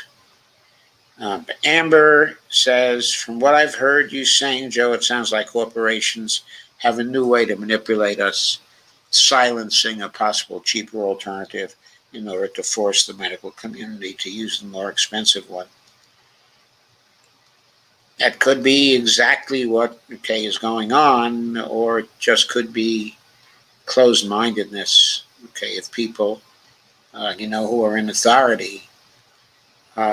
Steve agreed, we need more studies. Lana says, which loan officer understands MNT? That's fabulous. Steve, we need more studies. We certainly do.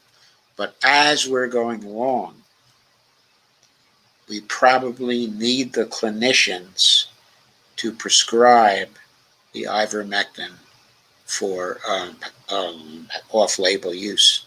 It's very cheap, has very few side effects, so it won't be damaging, and it might just save people. In that situation, I think you have to try. If I were a doctor and I knew what I know now, I would certainly try and see how it works on any COVID patients I have.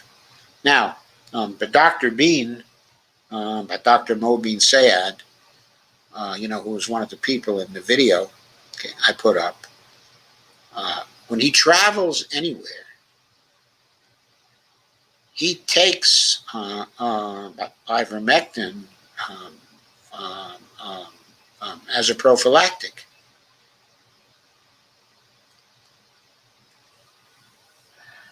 And he says 1 dose is able to protect him for weeks, he believes.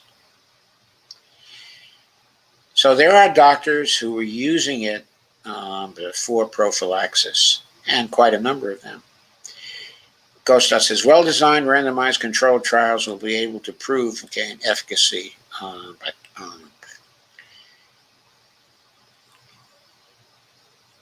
Presumably with the use of much higher doses of ivermectin. But some of the protocols being used now aren't using higher doses of ivermectin. They're using lower doses, and those are evidently being effective. But there are lots of videos on this, on Dr. Bean's channel, also John Campbell, has been paying a lot of attention to this. There are also some videos from Mike Hansen. There are a lot of videos to see, a lot of studies to read, at this point. The evidence is slowly starting to emerge. So Jim Locke says, shitty bank, LOL. Jim Locke says, pour another one, Joe. Amber says, cheers, Joe. Steve Wolfbrand says, very nice people on this channel. Well, except for one. Really? Who's the one who's not nice on this channel?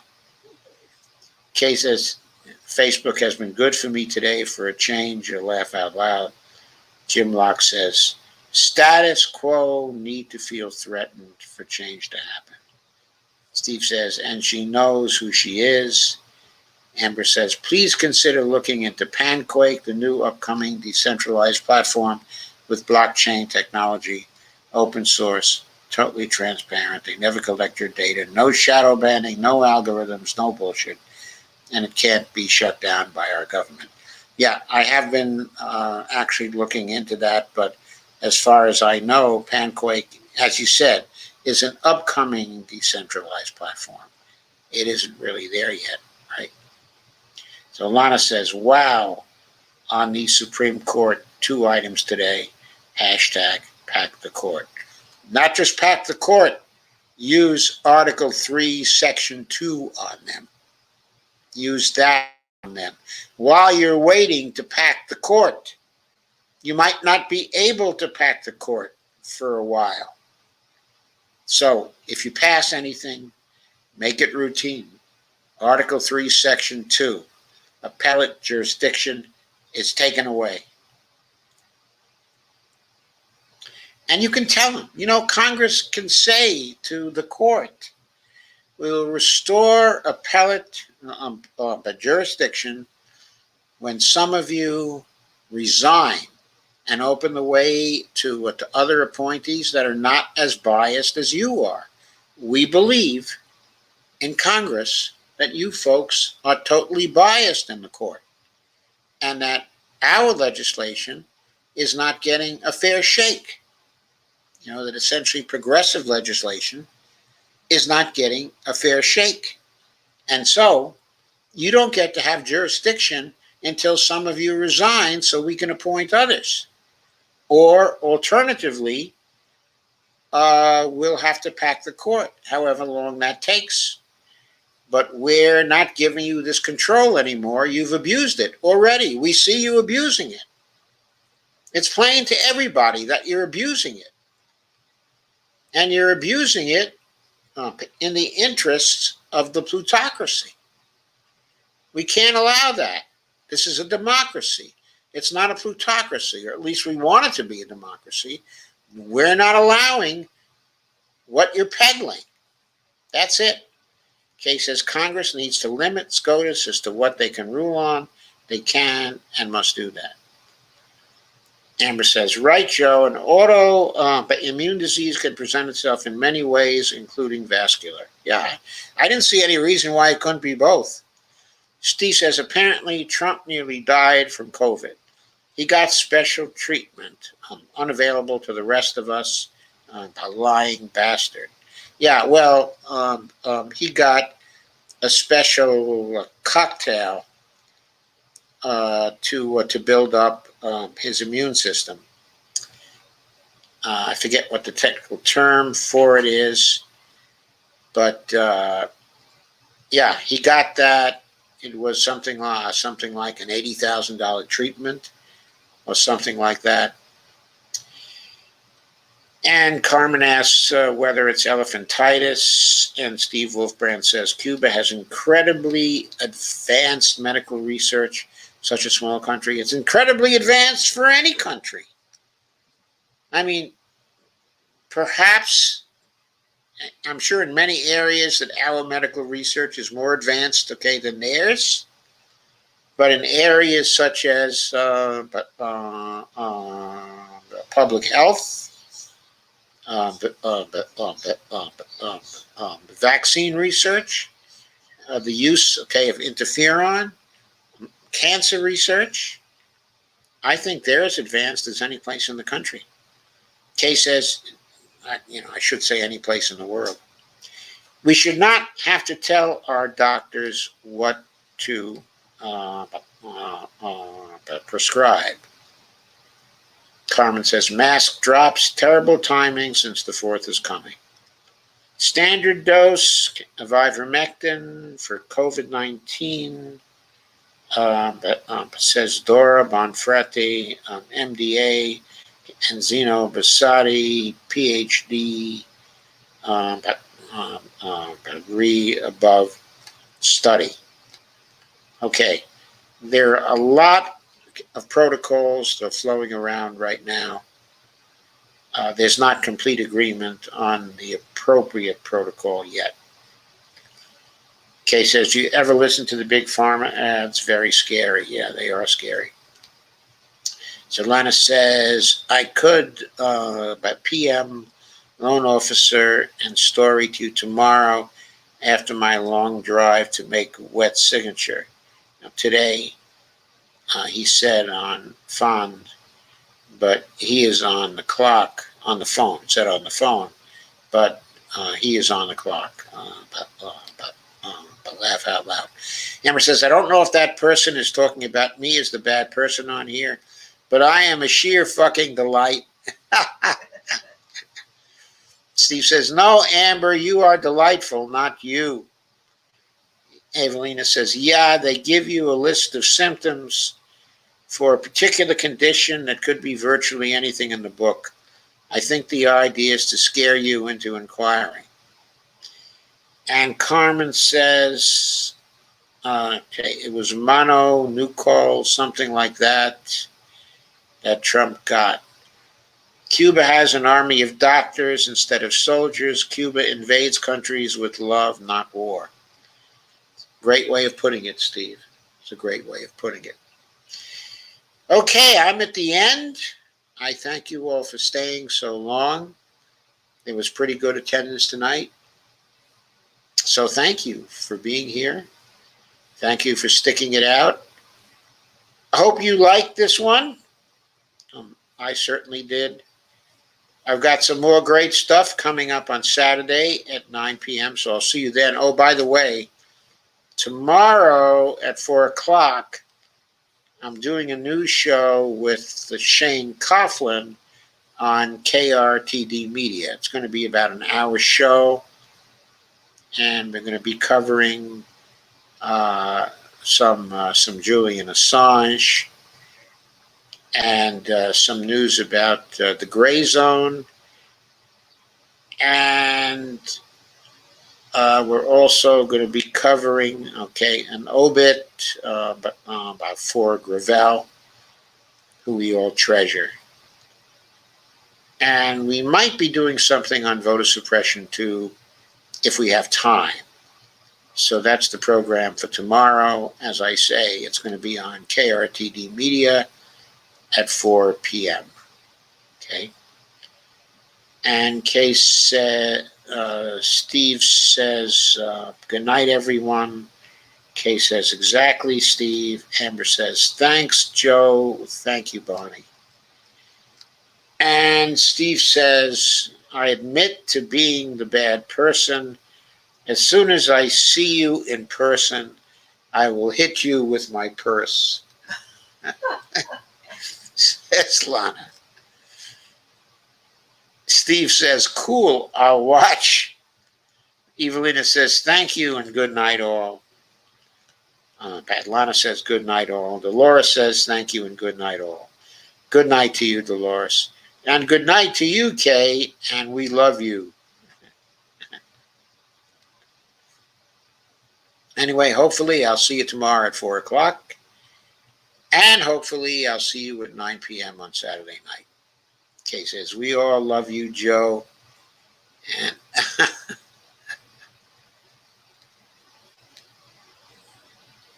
can't keep up with all these last minute comments. Yeah, Mike Ravello was a great guy. Kay says, we all love you, Joe. Thank you for the night. All these discussions. I love you all. Yeah, thanks for all the discussion. It was really good tonight. Ending now. Ha ha ha, Steve, not you.